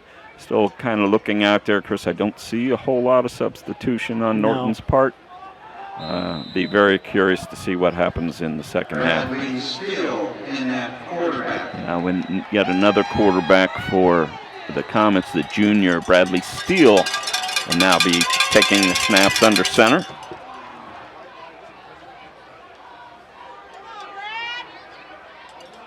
He's got 3 backs behind him, and he drops the snap, hands it to Taylor as he picks it up, and Taylor falls forward for about 4 or 5 yards, so made a nice gain out of what appeared to be another potential disaster for the junior quarterback. It probably helped a little bit. A little bit of a stumble there, and then was able to find a seam and get upfield. 1:25 remaining. We're going to give him a gain of 4, so we'll call it 2nd and 6. Steele. Surveying the field. Takes the snap. Hands to Taylor ahead, and he's got a first down up to about the 35-yard line. So Lamar Taylor, the senior, playing his last game here at Coventry and playing hard, Chris. You know, I'm fairly certain that the numbers are not real big for him, but they're well-earned numbers again tonight for Lamar Taylor. He's keeping the legs churning, keeping the clock running. He's doing a nice job. Steele again. And I think I'd be feeding Taylor. Going to hand it to the up back this time, who has the ball ripped from him, but he regains it for a gain of about 2 or 3. And it was not Taylor that time. It looked like it was actually Terrence Polk, maybe, number 3. There's the up back. A late flag came in. So I'm guessing, and it was actually Evan Owen, the up back, who got that carry for about 3. Referees are discussing the flag. Dead ball foul. Personal foul. Dead ball foul against Coventry. So. Well, you know what? You can't let those things go. I didn't see what happened there, but. Yeah. There was discussion about it, but they're sticking with the call. So that'll bring up 2nd and long. 2nd and about 20. 28 seconds, clock running. This probably will be the last play of the first half.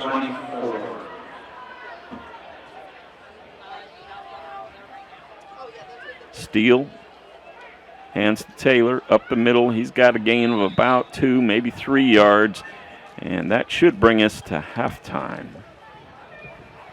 Taylor on the run. Clock winds down to 0, and there's the end of the first half with the score Norton 49, Coventry 0. Let's take this 30-second timeout, and we'll be back with the Edward Jones halftime show.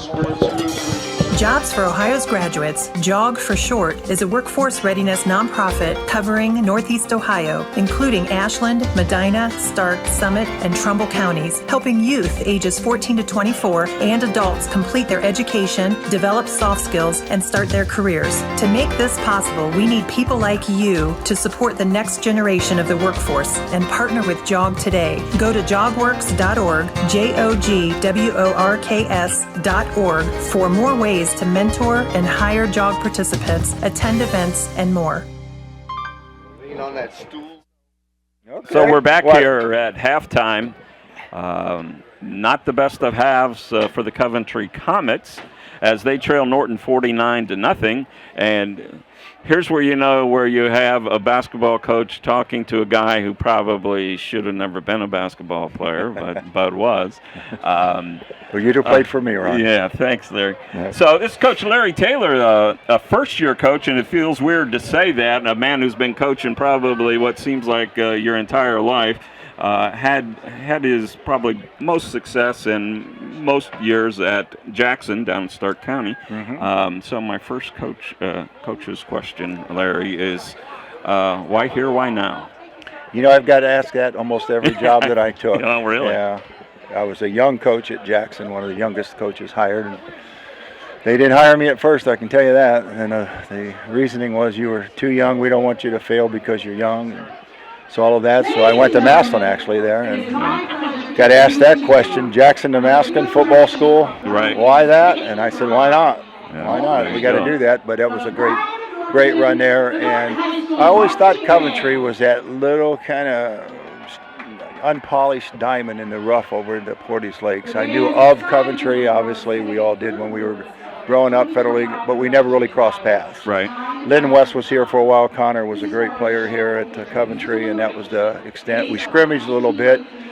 But when I got a nice phone call from Tim Bogus, the AD, and I knew George Fish, superintendent, really well, and Donnie Shentz is the director of curriculum here. They called, we talked. I thought there's a lot of potential here. Potential, like Lou Holtz always said, though, doesn't mean you did anything yet. So Coventry, it's been a great start so far. The parents have been great. The kids have been showing up.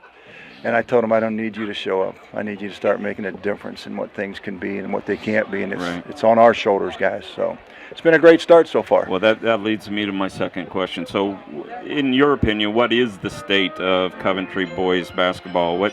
How'd they do the last few years? What's in the tank in terms of guys who are in the system, and what can we look forward to seeing this year and the coming years? Well, one of the things that impressed me was their past couple of years. They've won their share of games. They just didn't, get to that finishing point. And you got to remember, a lot of us don't. Right. A lot of us don't win championships. I think it's the Most journey don't, there. right? Exactly. If you're not enjoying that journey there and you're not learning lessons in life, then I don't want to do this anymore. Right. I really don't. I don't. And we won because of a byproduct. A lot of the championships at Jackson we had, and the runs we made at Massillon, and what we're going to do at Coventry, it'll be a byproduct of how much you put into it. It's a blue-collar thing. It's a paycheck coming on Friday. You want a paycheck for 40 hours, you put 20 hours in. I wasn't raised that way. Yeah. And our kids are going to learn that here, and they have. They've really valued the weight room. Instead of us making you go to the weight room, they understand the value of strength. Did you get hired in time to have a full summer program, or how? Not much, and I think that's one of the reasons that they kind of went my way, so that we can get them caught up. Right. And not that a younger coach couldn't do that. It just depends on where you've been and what you will see. And my vision for Coventry was good. We're raw. If you want to start looking at numbers, they graduated 8 seniors last year. Yeah. And when coaches talk like that, I always frown, so I'd be hypocritical to say that we're young and the cupboards are bare, but we only have 31 total points coming back from varsity basketball last year. So, the other way to look at that is you got a lot of building opportunities, right? You're going to have some kids who are maybe not so happy last year, or who are happy to be able to be on the floor and see what you can build with them. So here's another question for you. You've been coaching in different leagues around the area. There's going to be a change involving Coventry next year. Right. They're going to be leaving the Metro Athletic Conference, and you'll be next year starting into the Principals Athletic Conference, which Coventry had been in previously. So kind of going back to where they most recently came from. Any thoughts about the relative strength of the conference, better fit, not better fit in terms of the basketball program? Well, I know Donnie was big in that. Donnie Shentz was at Northwest and in that the Principals Athletic Conference. And we did cross over with them quite a bit with the Northwest, Tuslaw, Triway. There's a lot of great coaching and a lot of great tradition in that conference, but the same as in the Metro Athletic Conference. So I think the biggest difference is going to be I won't know this league as well, so we really I had to hire some really good coaches, and I did. I was blessed to get a couple of guys that had been with really good programs who's going to get us caught up from that aspect. You want to call those guys out? So sure. Kurt Schaefer was a longtime assistant with Paul Wackerly, 3 state championships under his. He was a 4-year player at Akron U. I had to pry him away. I told him I don't have any money left because I got to pay my players. I guess we're going to get that going here at Coventry. Don't open that can I want to know where the money's coming go. from. Well, see, you're thinking I don't ahead. have it. I don't know what to ahead. do there. Like but and Clay Davis was a great athlete. I think he had like 7 or 8 letters down at 3 Sports in Malvern. Played for Denny Tucci. He came with me up here. He's our JV coach. And then I got a young man, Tyron Butler from Akron Garfield. He's a great athlete. He's he's an SRO officer who coaches, and so he'll double duty for us. I just hope it's keep an eye on. We're going to keep an eye on all of us, but those guys will help us with Streetsboro and those schools that's in the metro. But I told our kids our goal is to look at Manchester, that game opener over there on the road. They're going to be good. They're really good. We saw them this summer, but I think we exposed our guys this summer to their weaknesses. Right. I've always believed in that. I told them, if you don't want me to coach you guys, then let me know, because coaching is teaching, and teaching is to find your weakness and get it fixed before you take that court. And they've been buying in, and I'm thrilled. I got, like I said, the middle school, we're involved now. We got the youth last Saturday. We had 93 kids show up in our gymnasium. Good thing we were ready for that. But 200 parents were in the cafeteria. They're anxious to see what we're going to do, and we'll get it done. I think most coaches would agree. You may walk in certain circumstances to a good situation and have some immediate success, but if you want continuous success, you got to build a program starting in the community with the youth. Is that your philosophy as well? I assume? You got it, and that philosophy. So 93 kids point you towards the idea we've got a good start here, right? Amen, and that's the key too. It'll be able to be built, and you can move on. Yeah, Jackson, you see what that's been like. Maslin, we did it at Maslin. It's a football town, but if you don't respect that and value it, and I do. I coached understand. girls 2 years at Maslin, so Did I know you? all about all right. that. Yeah. How long ago? Early 2000s. It's okay. been a while. All right. Been a while. But yeah, that's what every basketball coach faces there. But but people have had success there in basketball, so if you want to put in the work, you can build a program pretty much anywhere. They're last great. question, because we got to get to some other pressing matters here at the half. You mentioned Manchester being a tough first one. How much have you been able to garner about the league you're going to be playing in for the last time this season in terms of who should be the favorites in the MAC this season? Well, if I say Coventry, everybody always there you go. Well, other than Coventry, I'll make the question easier for you. We're going to, Streetsboro and Norton sounds like they're the ones up there that's going to give us the full. And when I say the full game, 32 minutes to beat them. We can't beat ourselves. We can't make our own mistakes. We can't get in holes that we can't climb out of. So it'll be, one game at a time. And I tell our kids, if you want to talk about a championship, then let me see you lift weights like a champion. Let me see you do our agilities like a champion. And I'll let you know that you're doing that pretty average. You're a 500 guy. I'm going to give you the first outside scouting report of the season here. And that has not even started. This quarterback on the other sideline tonight. Oh, yeah. Alex. Alex. Trey Kirsten on the other side for Norton. Yeah. You're going to see him pop up in your scouting. He's been at Norton. He is at Norton now. He's been at Talmadge for the last 2 years. And Alex, the receiver. He was our kid. I'm aware of that one too. So, hey, all the luck to you. hopefully you don't need luck. And good Lord willing, we'll get after them, Thanks Ron. I for joining appreciate us. everything. Appreciate it. Thank you. Thanks. We'll take this quick break, and we'll be back to not only take a look at the first half, but take a look at the state playoff situation as we approach week 1 of the OHSAA state playoffs next week. If your saving for retirement approach involves the phrase, "I'll get around to it someday," Edward Jones can help. When it comes to meeting your goals, time can be on your side, and there's no better time than now to get started toward your retirement goals. Or if you're in retirement and want a second opinion, let's talk. Edward Jones financial advisor Vince Rosnack can help.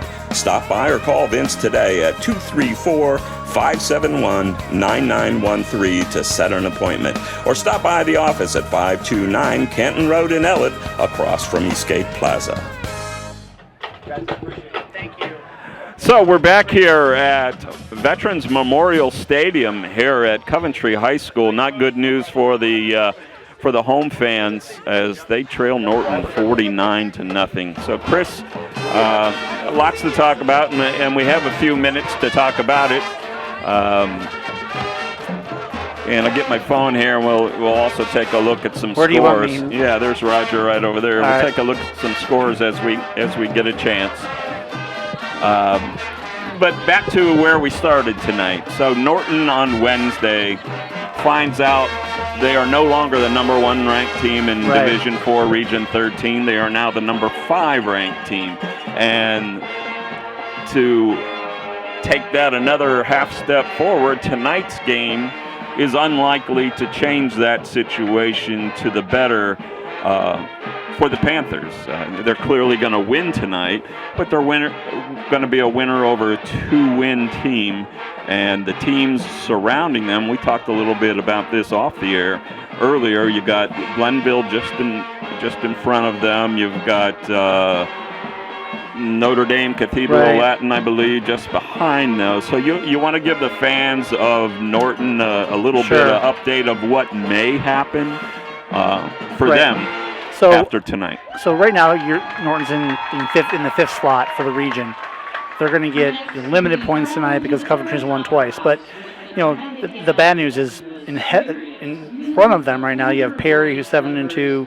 Who's up big at halftime. Glenville, who plays the city team in Cleveland, they're likely to win as well. Then you have Lake Catholic playing Notre Dame Cathedral Latin, both excellent teams. Whoever wins that game is likely to be a top 4 as well. And then West Branch has a tough game against Salem tonight, so I think that's maybe the biggest hope for the Panthers moving into the evening. But that being said, they're going to have a home game, whether it's next week or it's 2 weeks from now. That's what they should be focused on. And I'll say this. Wow, I was impressed that first half. Yeah. Talented team, offensive line, defensive line. And I was thinking about that driving over here tonight, Chris. Who's the best team we've seen this season? And then arguably it could be the Norton Panthers. I mean, we saw North Canton Hoover when I believe they were still undefeated. And I take that back. I'm thinking of Green. We didn't see Hoover. So Green, who was the hard luck team early in the season, if I'm not mistaken, still going into tonight had an outside chance of sneaking into the playoffs in Division 2. So arguably Green, possibly Revere, but I know we're judging Norton against a different level of competition, but they look awful good. A beneficiary, and not to go back on the previous topic, but Revere is a beneficiary of these, the OHSAA having teams forfeit this week. So they jumped from I think 9 or 10 in their region to I think 5. And if they win tonight, which is a big if, they play Copley, I believe. Yes, Copley. Whoever wins that game is likely to get a bye in the first round. So I guess it cuts both ways, but really unfortunate that the timing is what it is. And I got to say, it didn't seem to affect the Panthers tonight, though. Well, Coach told us in the pregame, right? There's going to be a little fire in the bellies tonight, and that's clearly been the case. But it's certainly not just that. They're a well-rounded team. They are. Strong offensive line, quick and strong on the defensive line, good running backs, and Trey Kirsten he might be the most talented quarterback we've seen this season. I'll tell you what, he has a strong arm. He has great touch. His footwork is great. You can tell he's a basketball player, right? Yeah, absolutely. He avoids a rush. Not that there wasn't much of a rush in the first half, but really, really impressed with him. And, his job is a bit easier when you have Willig out there and you have two other receivers that have just, done a great job tonight. I can't say enough about the Norton offense. And the defensive line for Norton, wow. Different. Not big, but lean, fast, a ton of penetration. I can't say enough good things about them. Yeah, when I was doing my pregame prep for tonight, and we get the rosters earlier in the week, and I'm looking at that Norton roster, and I noticed that it doesn't match the coaches' notes. So I also reach out to both coaches and ask them for their intended starters on the night. And I'm looking, and most of the defensive line for Norton are listed as linebackers and defensive backs. And the roster is usually made up before the first game of the season. So I assume that change has taken place over the course of the season. But that indicates to me just what you said. You don't have the biggest defensive line, but boy, you've got a quick one and a strong one. I underlined them in the first half, to your point, Ron. 6 foot 150. I should say their names because they're doing a great job. Dabari Johnson, 6 foot 150. Jack Terzic, 6'1", 170. Xavier Penny, 5'10", 165. Parker Pierce, 5'8", 150. And then they give them some rest with those big offensive linemen here and there. Yeah. And wow, what a combination. When they need to stop, well, we haven't seen short yardage situations, but they have some big guys that are playing on the offensive line that they shuffle in when they need them. And just a great combo. When's the last time you saw a starting front four on a successful defensive team all under 200 pounds? Back in my era, I don't think that would have even been common then. So hats off to Norton. They clearly know their personnel. They put them in a position to succeed, and they've done it all season. They haven't lost a game on the field. And I want to, before we take our final break of the half here, so, I don't want to make our show all about what we think, right? It's more important what coaches think, what administrators think. But here's my 2 cents on what happened on Wednesday. I understand completely what the OHSAA did in calling the game the non-game between Norton and Northwest, which was supposed to open the season, a forfeit. That was the rule for years. But the guidance on that changed during COVID and was never changed back. And in fact, the OHSAA told Northwest and Norton when they wanted to cancel that game that it would count as a no contest. And that's the way it stood until it really mattered in Week 10. And now all of a sudden Norton's fighting for their lives to somehow get back to that well-earned first-round bye. So that's my only issue with it, which is, and I know it affects more than just Norton, right? And Northwest. It snowballed to affect a lot of teams throughout the state. And if it was last year, to be fair, and sorry to cut you off there, Ron, but if it was last year, it wouldn't be as important because you didn't get a bye last year. Right. This year, you get a bye, which is a big deal for these young men who've been playing for 3.5 months probably, right? Yeah. 4 months. And, hey, it's nice to get a week of rest when you go at it every day. Well, enough on that, and best of luck to all the teams, those that benefited by the decision, those that unfortunately did not benefit from it, and we'll see how it all shakes out in the weeks to come. We're going to take this brief timeout. We'll be back to take a quick look at the halftime stats, and I'm real anxious to see what the Panthers have built up here in the first half. So we'll be right back. If your saving for retirement approach involves the phrase, "I'll get around to it someday," Edward Jones can help. When it comes to meeting your goals, time can be on your side, and there's no better time than now to get started toward your retirement goals. Or if you're in retirement and want a second opinion, let's talk. Edward Jones Financial Advisor Vince Rosnack can help. Stop by or call Vince today at 234-571-9913 to set an appointment. Or stop by the office at 529 Canton Road in Ellett, across from Eastgate Plaza. So back here at Coventry's Veterans Memorial Stadium. Sorry about that. I got to get these right. I got in a little trouble at Mogador last week for misspeaking one time. Well, they invited us back, so I think you're good. I hope so. I hope so. I've got some mending to do there, but yeah, we'll look forward to that. Well, let's take a quick look at the stats, and if we have time, we'll go over some scores. So we'll start with Coventry. This is much more to do about Norton than Coventry, but 21 first half yards rushing and no yards passing. Again, can't say enough about the Norton defense that we've seen tonight. Moving on to Norton, it's the it's whether it's the passing or it's the running.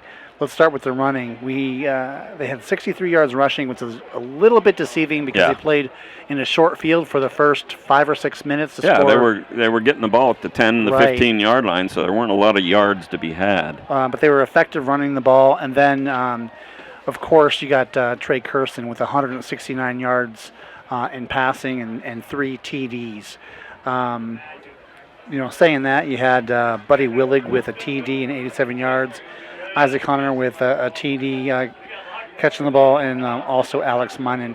And, if you look at the, offense and defensively to combine, man, Willig was all over the field. Yeah, he was.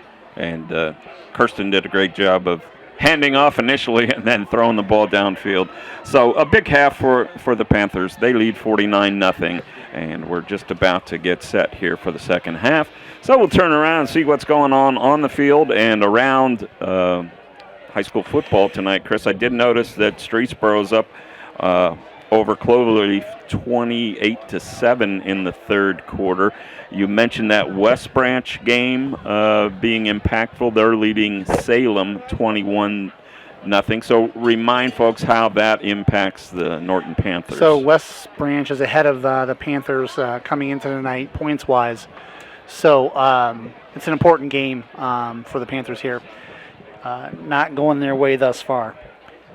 I saw the Green score as well. Green is Green's down 17-10 to Lake, which, you know what? You got to love Green. They started the year, was it 1-4? 1-5. 1-5, 1-5. Yeah. And they're on a 3 or 4 game winning streak. And I tell you what, talk about a tough season. They have, I believe I read it in the paper, they have 4 1-point losses this year. Yeah. They win tonight, they have a chance to get in the playoffs. Good for them. Also in the Federal League, Hoover is leading Jackson 14-7 in the third quarter. Perry leading Glen Oak 14-0. Let's see what else we can find out here around. I have one for you. Yes, that affects the Mogador Wildcats.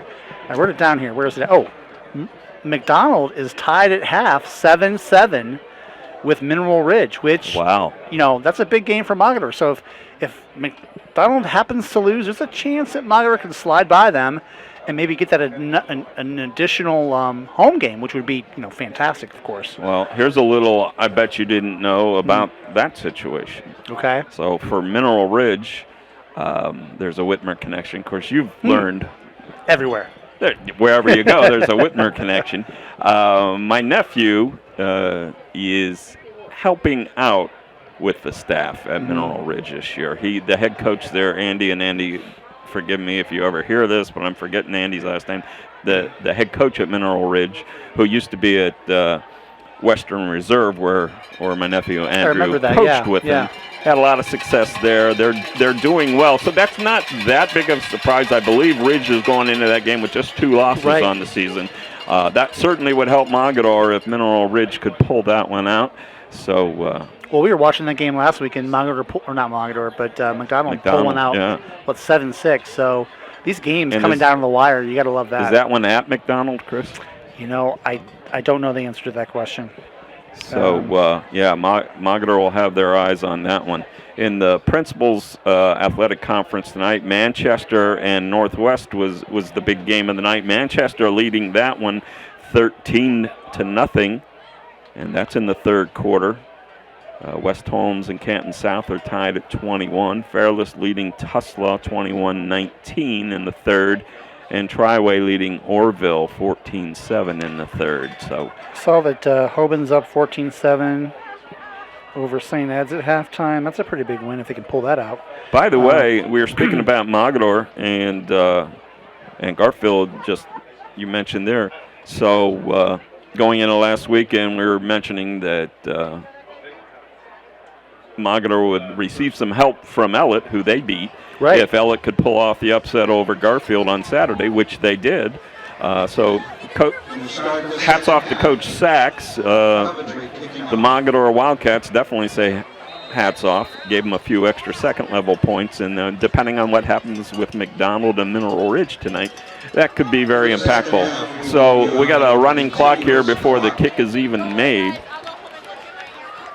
Coventry down 49-0 to the visiting Norton Panthers, and Coventry will kick off as they receive the first half kickoff. Kick is going to go out of bounds on the far side. So Norton will start the second half, and we'll see. I see Kirsten still out there. Looks like for the quarterback position for Norton. I see that Beverly is still there.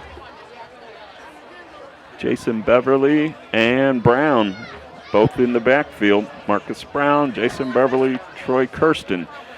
So Norton is going to keep their key skilled people in the game. Looks like their big guys up front are still in there on the offensive line.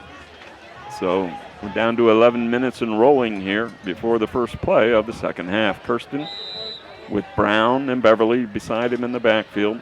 Hands off to Beverly, who's running the near side across the 40 to 45 to midfield. He's hit and knocked out of bounds by Terrence Polk for Coventry. Polk with a big hit. And I'll tell you what, he came up and gave him a pop. Yeah. Nice tackle by that. Sometimes there's a price to be paid for being up 49-0. Yeah, there is. I think he was. And the Comets look like they're ready to take out some aggression here. So a nice hit by Polk. But it is a first down across the midfield. So ball spotted on the 49. Kirsten in the backfield, hands off to Brown, across the 45, across the 40, and up to about the 36-yard line for another first down for Norton. Tackle that time.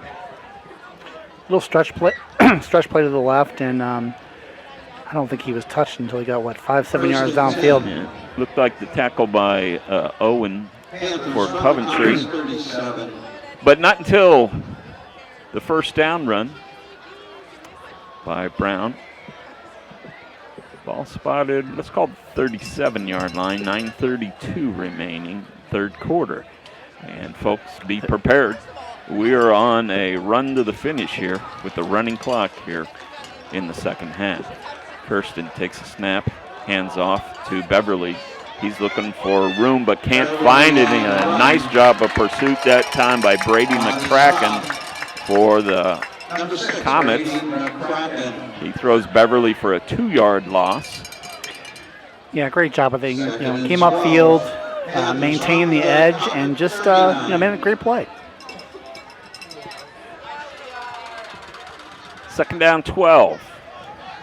Kirsten looking to get the play from the Norton sideline. Getting a long stare this time. 16 seconds remaining on the play clock, and they're still sending some signals.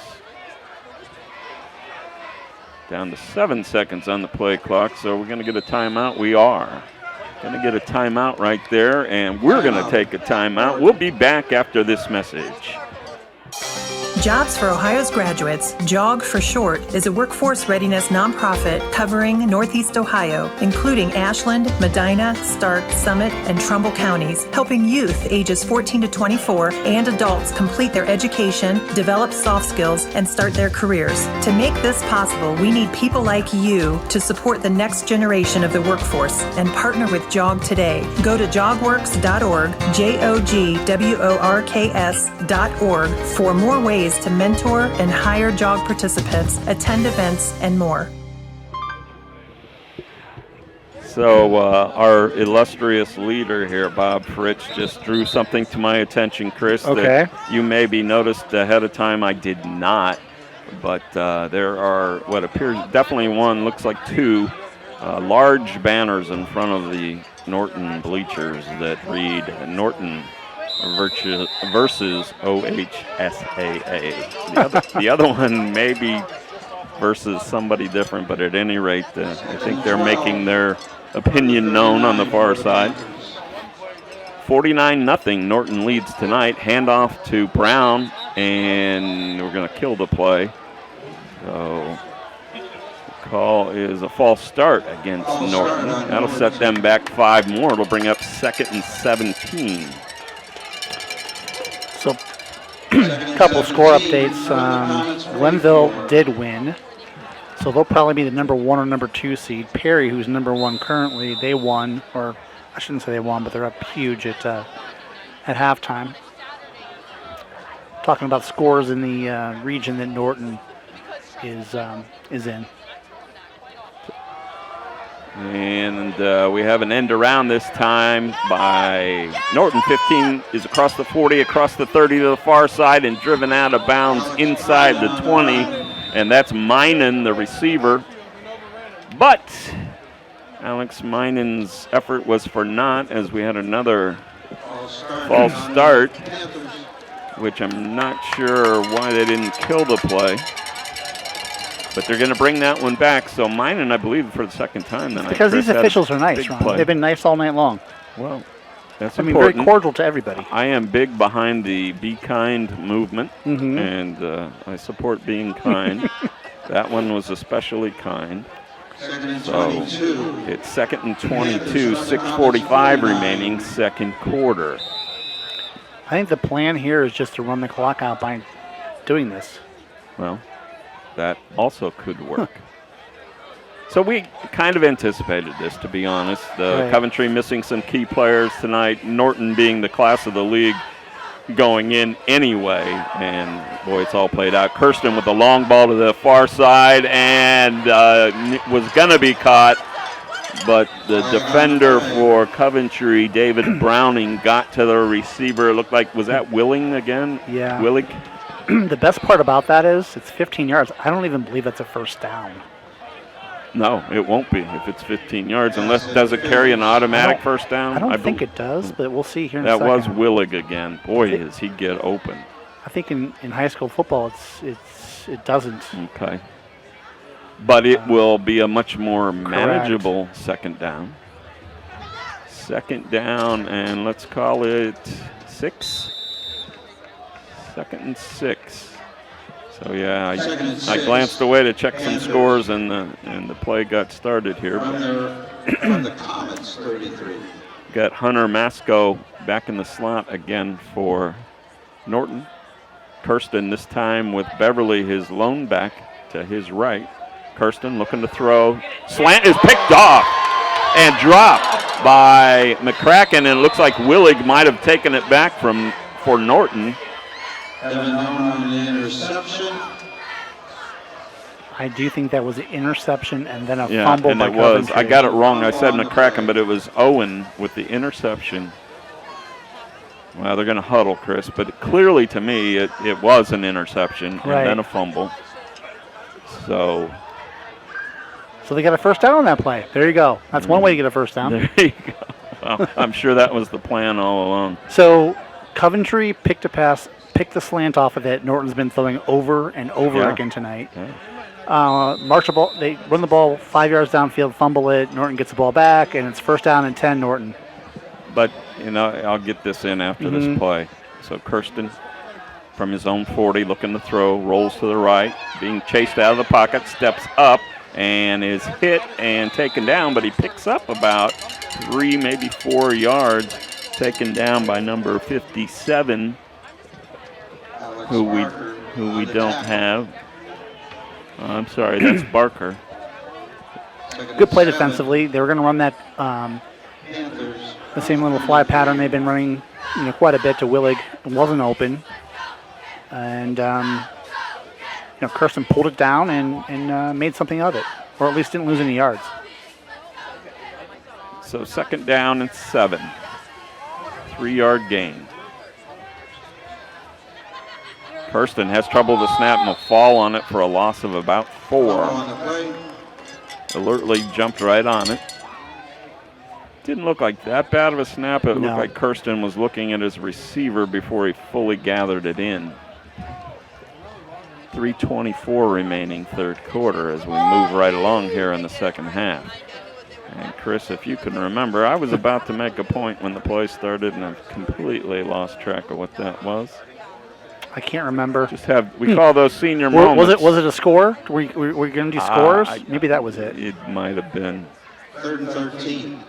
Kirsten back to throw on 3rd and 13. Another long ball to a wide open man, but the ball hung up long enough for the defender to get back, but there's a flag on the play. Another good defensive play because he was beat. Is that Stover on the coverage? It looked like maybe. Interference on the Coventry Comets. No, the call was against number 10, Jakari Adams, for the Comets. So the pass interference. So they must not have called that pass interference. They must have called that holding? Well, I can tell you for sure it wasn't holding. It was going to be a touchdown, but Owens made up enough ground where he got there in time to push the receiver, Willig, in the chest with 2 hands. That's not holding. Well, I agree with you 100%. I'm just saying that they moved the chain or the marker 10 yards and not 15. Well, now they're fixing it. There okay. we go. Yep, absolutely right. So, you see, the Coventry, that was sly. You see how he did that? He just kind of wandered up there, only marched it off 10 yards, and he almost got away with it.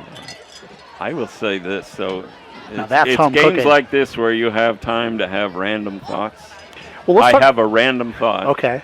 I really appreciate, and I'm sure it's just new to me, but it's somewhat new, the lighted down marker for guys who are a little bit visually challenged. Well, that's very helpful. It's kind of like a, what do you call it, an oxymoron? I'm not that smart, but you have that beautiful brand new technology that they're using for the chain gang, and we're in a stadium that was built in 1930, I think I heard.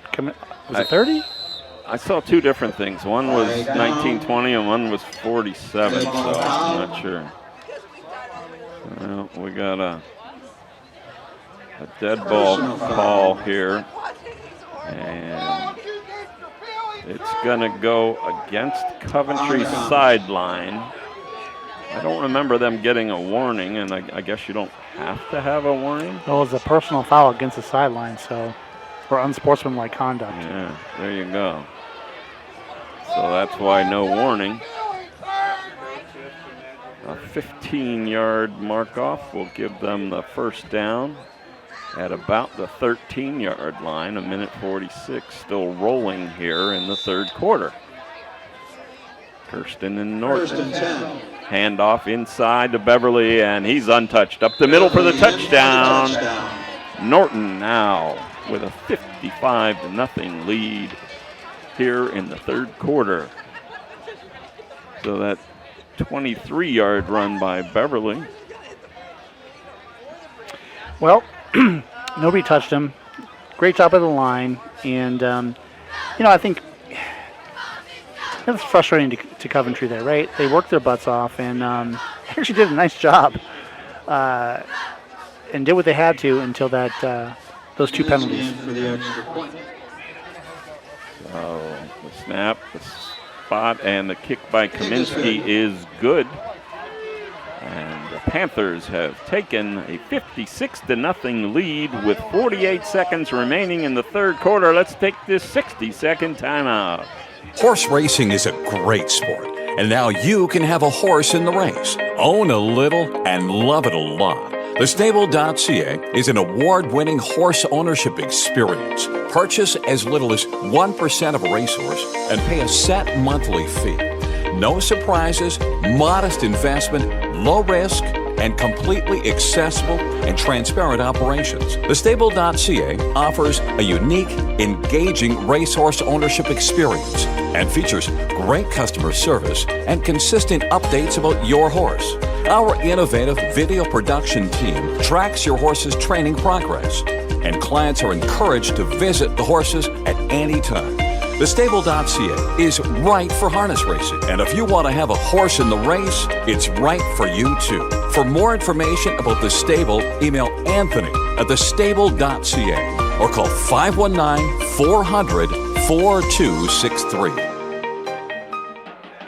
Back here at Coventry, where Norton leads 56-0, and Heffelman will kick off for the Panthers. Chris, I did catch an update in the third quarter. Copley is leading Revere 21-14 in one of the games that definitely still matters in that conference. Sounds like a good game.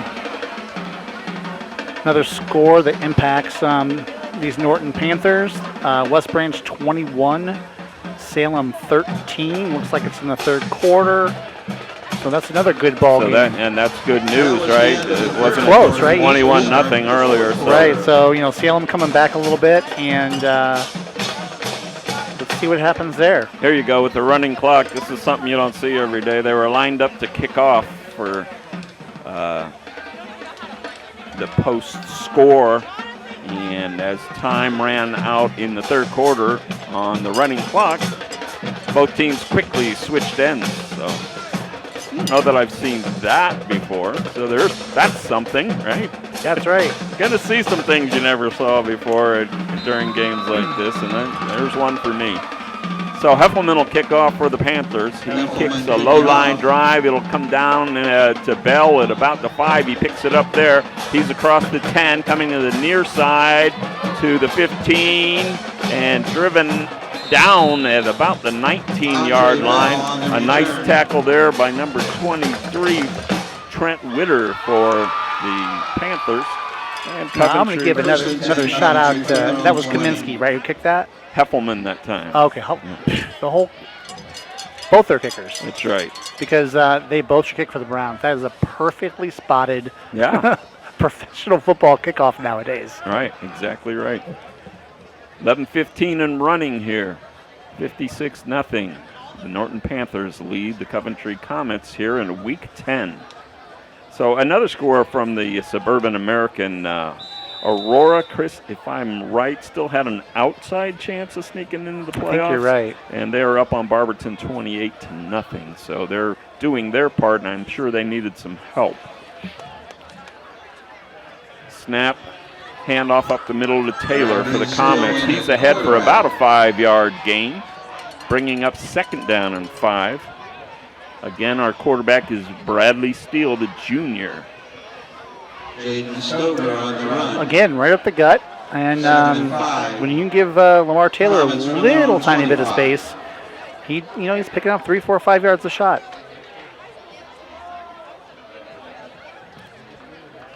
Second and 5.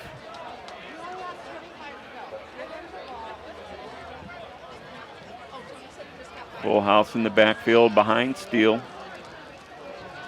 Not anxious to call play here. He's going to let that play clock roll down. Now takes the snap, hands off to Taylor. He's ahead again. He's got a pickup of about 4 and fumbles right at the end. Picked up by Norton and driven out of bounds is number 12, Hunter Matsko, for the Panthers. And I think that fumble recovery is going to stand, although we do have a late whistle.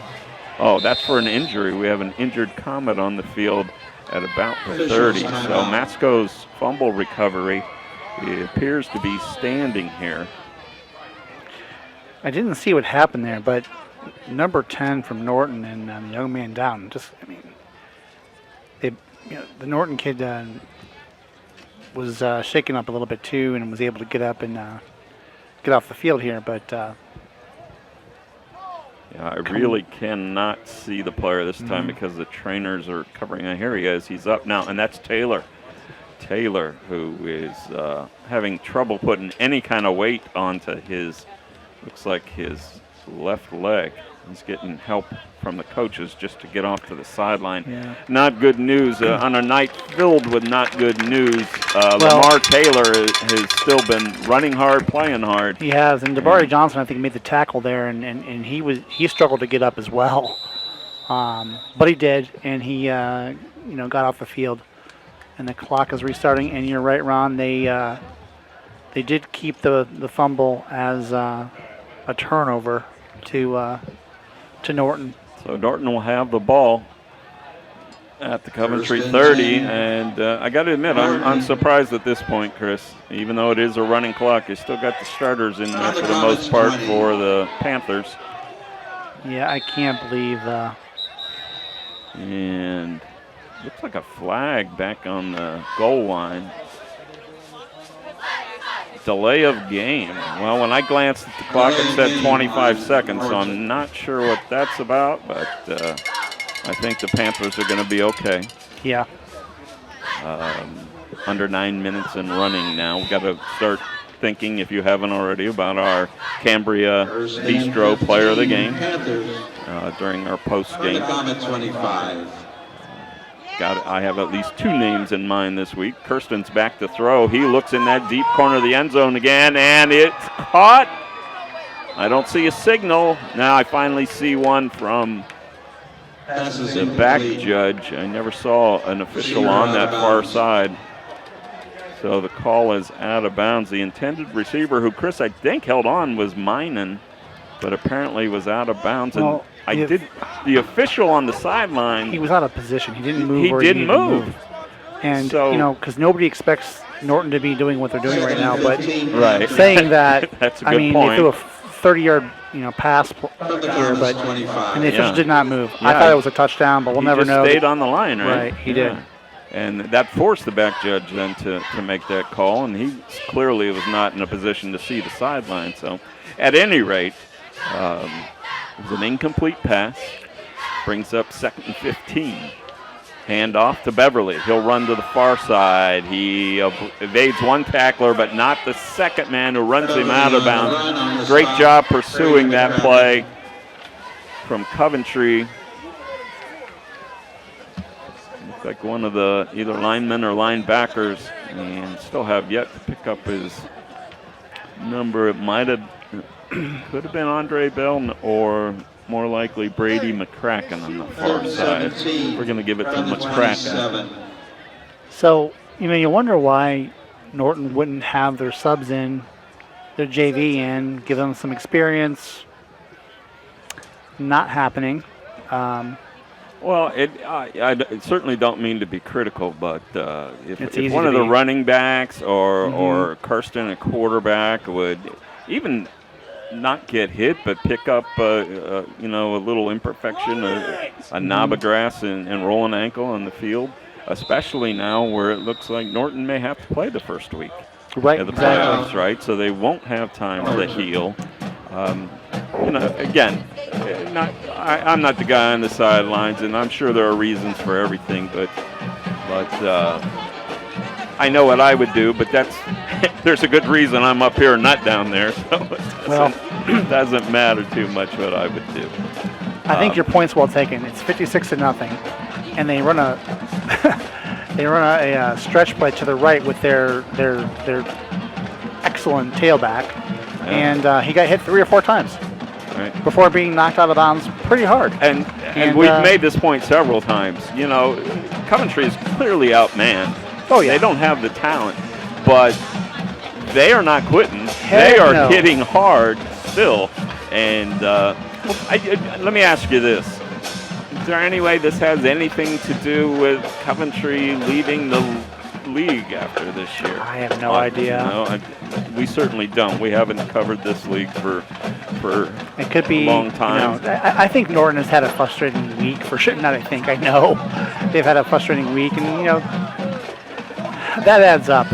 It could be simply that they just want to make a statement to the state governing body. I'm hoping that's not the case, but it's possible. They certainly have made that statement. Yes, did that in the first half.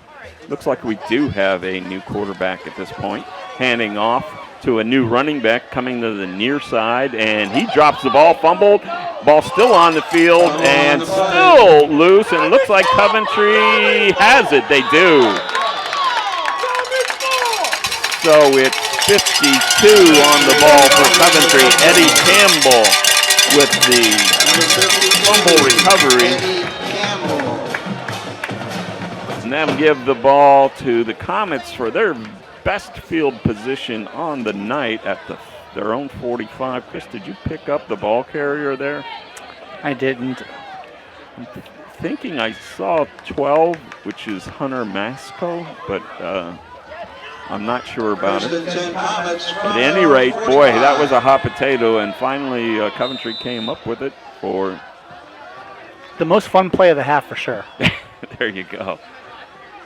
So Bradley Steele back at quarterback, hands off up the middle to Taylor. He'll bounce it outside. He's still on his feet. He's punishing people, and finally is tackled for about a 2, maybe 3-yard gain. And that's the best 2 or 3 yards of the night. What a tough young man, right? I mean, he was having a tough time getting up a few minutes ago. And now he's back in the game, and he's delivering punishment. Thank you for pointing that out. I had already forgotten that. But, yeah, I didn't think he was going to return, and there he is. And he should have been taken down for a loss. Fought off 2 tackles and picked up almost 3 yards on the play. 4:47 remaining. Coventry down big. Steele under center. Hands to Taylor. He cuts it up across the 50, up to about the 45, where he will have a first down. So the Comets moving the ball here. And to be fair, at this point, a lot of new numbers out on the field on the defensive side for Norton, but you cannot at all blame Coventry for trying to take advantage of that and put some points on the board. And he still carried 1 or 2 players with him and knocked another one down, so kudos to him. Great run. Norton fans are fired up, that's for sure. Steele, no receivers out wide. Hands off to Taylor up the middle. Phenomenal gain, maybe a half yard. Looks like he stopped for no gain. And that'll bring a timeout by Coventry. We'll take this opportunity to hear from Edward Jones. If your saving for retirement approach involves the phrase, "I'll get around to it someday," Edward Jones can help. When it comes to meeting your goals, time can be on your side, and there's no better time than now to get started toward your retirement goals. Or if you're in retirement and want a second opinion, let's talk. Edward Jones financial advisor Vince Rosnack can help. Stop by or call Vince today at 234-571-9913 to set an appointment. Or stop by the office at 529 Canton Road in Ellett, across from Eastgate Plaza. So back here at Coventry, 3:53 remaining on a night that's been all Norton Panthers right from the very start. Not a huge surprise to us. But as we said during halftime, Chris, it's an impressive team. It is. They're good. I'm sure that what happened to them this week put a little more fuel on the fire. We'll see if they can carry that over to the playoffs. Sometimes that's a motivating factor. Different kids are motivated in different ways, right? So you're absolutely right. And we talked a lot about the comments tonight, and I know it's 56-0, but this Norton team is averaging over 50 points a game. They're giving up less than 10 points a game. They have handled every team except one in this league exactly in the same manner that we're seeing tonight. So they're a good team.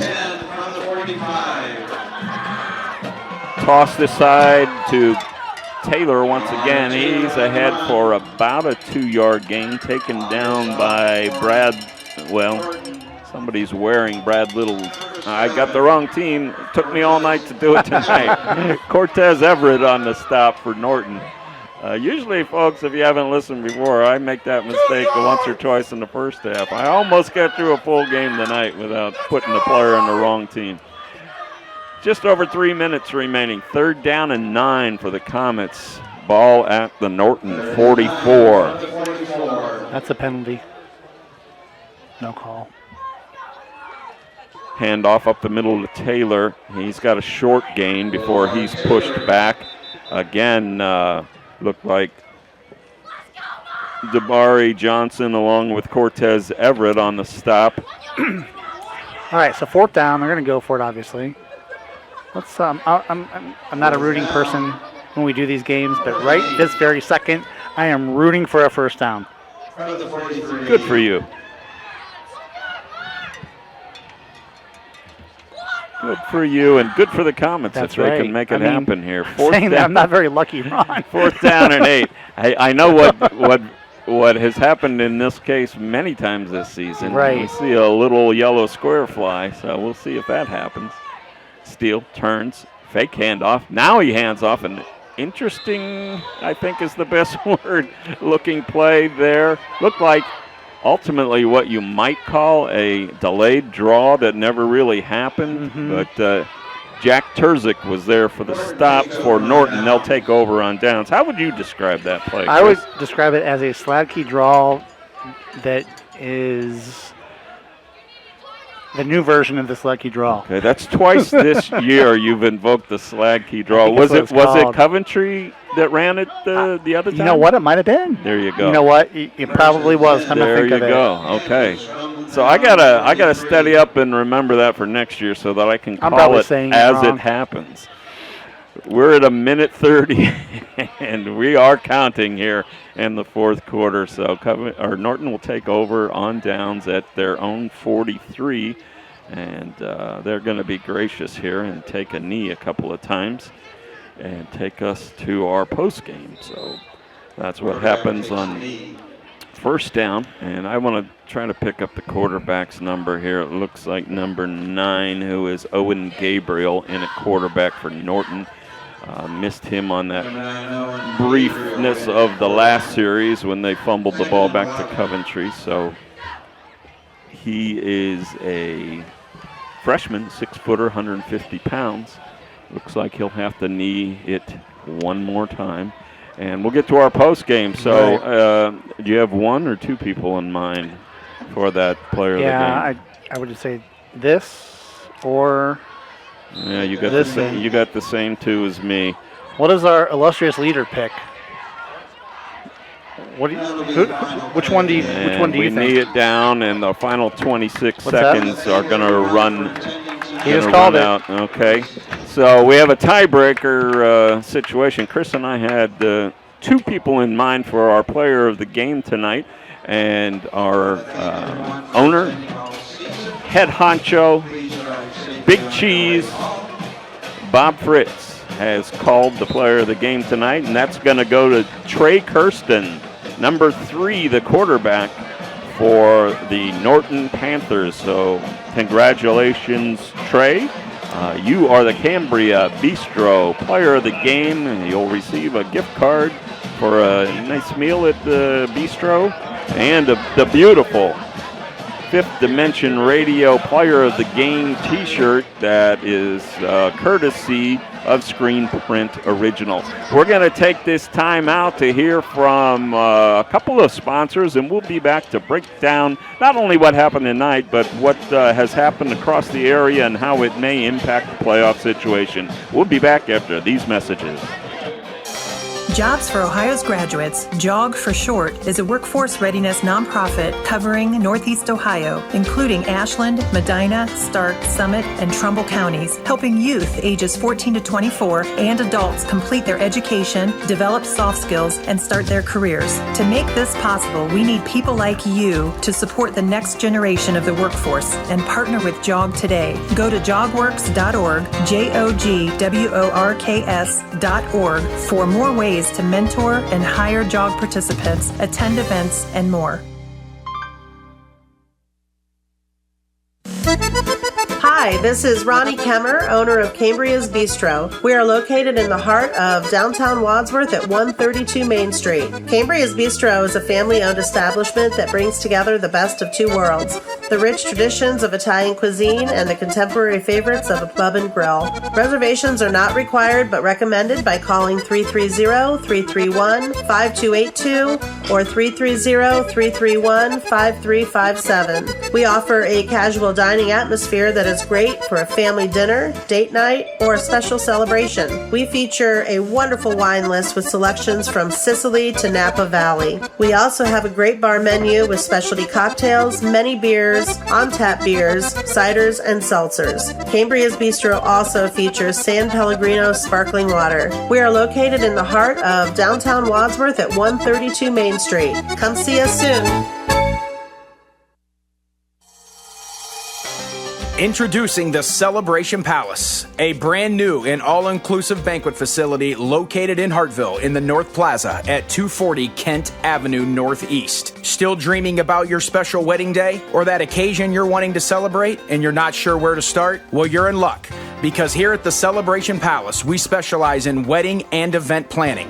Whether you are looking for a venue or an all-inclusive wedding package, we have you covered. We help plan your special occasion. We have specialized vendors to help make your special day magical, and our prices are budget-friendly. So let us here at the Celebration Palace make all your special occasion dreams come true. You can give us a call at 330-587-2035 or check us out on our website, www.thecelebrationpalace.com. Stress-free, budget-friendly, amazing staff, in a stunning venue, the Celebration Palace, where your vision becomes a reality. Back at Veterans Memorial Stadium at Coventry High School, where the Norton Panthers have put a bow on an undefeated on-the-field season with a 56-0 victory over the host Coventry Comets. I'm Ron Whitmer, along with Chris Canova here. Thank you. And all kinds of things to talk about here before we get out of here. But I do want to remind folks of a couple of things before we get started, that you can see and hear this game again on Monday night, 6 o'clock at WAOH.TV. That's WAOH.TV, Monday night at 6 o'clock. And always happy to give a shout out to our partners at WAOH. Also a reminder that WAOH can be seen on the Roku app. So if you have that, you can watch that on Monday as well. Also, you can see this game on our Fifth Dimension Radio YouTube page starting either Saturday night or Sunday during the day. Just do a search on your smartphone or your tablet, computer, what have you, any digital device for Fifth Dimension Radio's 10-cent beer night, and you'll find us there. So the last thing I want to remind you of is that we anticipate being back next Friday at 6:45 for live coverage. And you might ask, and it might be a great question, where will you be, Ron? Don't really know yet, do we, Chris? We don't know, right? But we'll know more after we see some of the results for tonight and see who's got a home game and who doesn't. Possibility we'll be back watching the Norton Panthers next week. So wouldn't mind that. I think Mr. Fritz said that was going to be one of his first calls, if not the very first one. So, hey, we enjoyed watching them tonight, right? We did. And what an offensive show that they put on. But I think you said it a time or two during the course of the game. Nothing fancy, just good, solid football. Ran the ball to set up the pass, passed the ball well, and their skilled players are just that. They're skilled. They are. They're well-conditioned, impressive defensive front, and the offensive line gave Kirsten, for the most part, all the time he needed to find his receivers downfield. You know, I think, you made a point earlier tonight, Ron, that, some people put plays in so other teams have to, they have to prepare for it. Right. I think a little bit of the opposite was true with Norton tonight. They didn't show too much. They didn't show a ton. Yeah.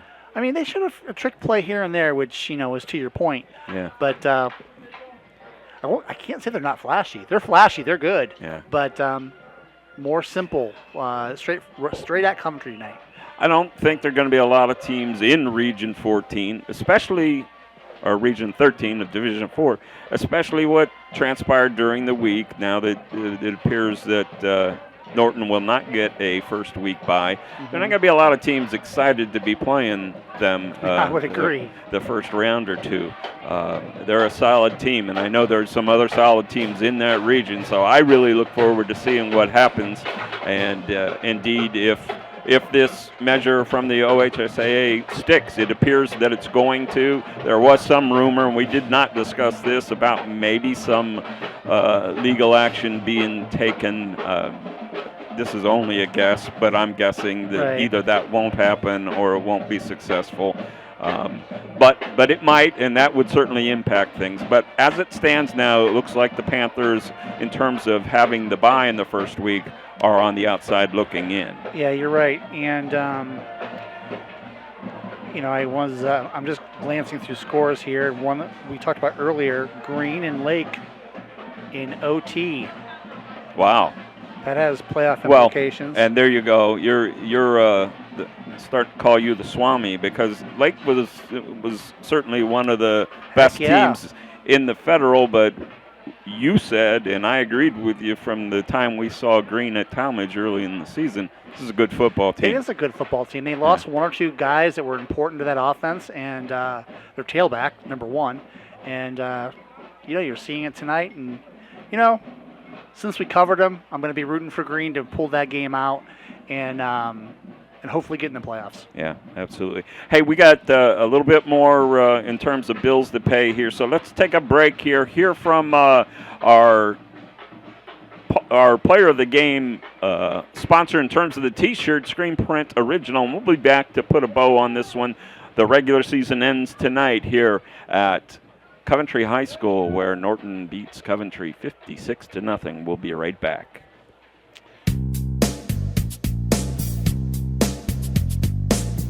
Tired of boring off-the-rack tees? Want to express your unique style or promote your business? How about create an unforgettable memory? Call us at Screen Print Original, 330-414-1635, 330-414-1635. We bring ideas to life. We offer high-quality DTF transfers on a variety of apparel, ensuring vibrant colors and lasting designs, from custom creations to bulk orders, all for you. If you have an idea, give us a call at 330-414-1635, 330-414-1635. You can also drop us a line at screenprintoriginal@gmail.com. We look forward to serving you. Region 2. Okay, back here at Coventry, where the Norton Panthers laid one on the Coventry Comets 56-0 tonight. Chris and I are busy scanning some scores here. We'll try to get a look back over here, Chris, if we can. In terms of how some that are going to affect the postseason play. And the first one that I saw that will definitely impact postseason, let me see if I can pull it back up here, is Copley in the fourth quarter, still leading Revere 21-14. There's a team, Copley, we haven't talked a lot about. Yeah. We haven't been able to see them in person yet this year. But they've been, what I thought, hanging in there all season, and here they are at the end of the season still with just 2 losses, and if they hang on tonight, they're going to be 8-2. That's a great year for the Copley Indians, and definitely I'm trying to recall if that gives them a first week bye or if it definitely gives them a 4 or 3. I believe they're in 3. It would give them a home game in their first game at the very least. So hats off to the Indians tonight. Well, I don't want to be premature, but they are leading in the fourth quarter. You had a big score out of the Mahoning County that will take a lot of people by surprise. I believe Canfield was number 1 in the state, if not number 1. They're definitely in the top 5. And knocked off tonight by 4 and 5 Boardman, 22-21 in overtime. And that's what happens in Week 10. Yeah. when teams are starting to look ahead to the playoffs, and a team that's probably not going to be in the playoffs, or if they are record-wise they down. might be now, right? Yeah, absolutely. That's a big point week for them, for sure. It's when you reach that point, it just depends who's in front of you that's winning. But I think we mentioned overtime, Green and Lake at the moment, and then we. McDonald was up 20-14. That has implications for our Mogador fans that are listening. Right, and for you Mogador fans, unless something drastic changes, we will be at Mogador for their round 2 game. They'll get a bye here in the first week next Friday, and we'll see them a week later at Mogador. I'm looking at. I don't have an update. It's still showing third quarter, Streetsboro over Cloverleaf 28-7 in the Metro tonight. Streetsboro went in 7-2, Cloverleaf 6-3. Both of those teams, I believe, are locked into the playoffs. Streetsboro, if they go 8-2, most likely will have a first round home game, if what I saw holds. What we don't know, but we presume, is that Woodridge would go to 6-4. On the year. They're playing at Springfield tonight.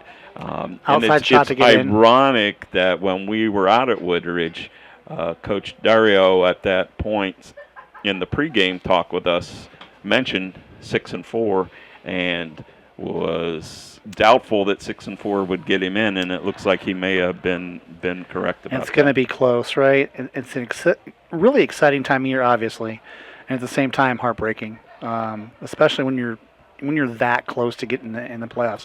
And they have suffered a lot of injuries. They're really young, and they're going to be fine next year. But, hey, wouldn't it be nice to get one more game in? Right. Okay, so here's where we stand. We will know probably in the next, probably by Monday evening, if not Tuesday, who will be covering next Friday. Very possibly the Norton Panthers, if they have room for us over there. Bob Fritz will let us know about that. And you can find out what game that we're going to be at by checking the Fifth Dimension Radio Facebook page. That's the first place that it'll get updated. So if you want to be with us next week, check that out. Hats off to all the local teams we've covered all season. Thank yous to our friends here at Coventry who hosted us. And we're so gracious with making room for us here in their press box, and their kind words for us following them a couple of times this season. Right. Hats off to all the teams that hosted us during the regular season. My sincere appreciation to Chris Canova, who didn't have to do this but came on board and from what I could tell had a ball doing it. It's been great. It's Chris, been a great thanks year. for being here. And Ron has been awesome this year to work with, and just really impressed with the whole team here. So, and I don't know that the camera I'm looking at is still rolling, but if it is, Chris, if we can make a little space, these gentlemen behind us, Bob Filmley, who, come on, show your face, Bob, who makes all the magic happen on the dials and is also the voice, by the way. Here's another inside Fifth Dimension secret of many of our commercials for various outlets. That's Bob. We got Bob Fritz, the man with the plan and chief of everything there in the red cap, and Roger McLean, our cameraman ace. So I thank all these guys. So this is something that a year ago I had no idea might happen, and Bob and I bumped into each other and got to talking and did a few basketball games. So we're not done yet, right? We've got at least one commitment, hopefully two, and maybe more. So please join us next week. Keep that eye on the Facebook page. Come and see the game that we're at, or go see a game in your area. We appreciate. Come in right here. Here he is. He's the guy that makes it happen. Speaking of next week, Oh, here we go. We're going to get him on the headset. Sounded like an announcement was forthcoming. Well, can you hear me? Yeah. Okay.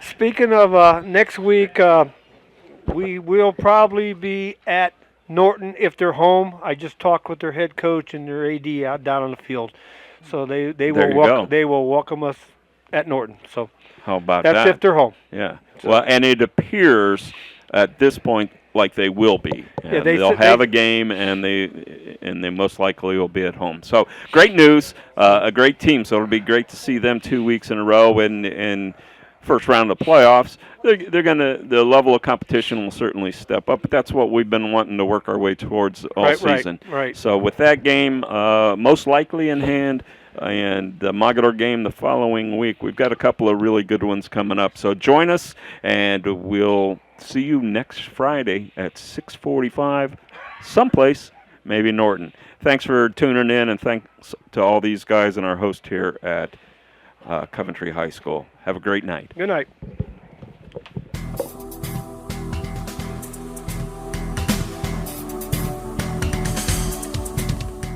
You've been listening to Fifth Dimension Radio's Sports Special, where we bring you live high school sports. And we'll be announcing more exciting games coming up in the near future, so keep it on Fifth Dimension Radio. This is your announcer, Bob. Good night.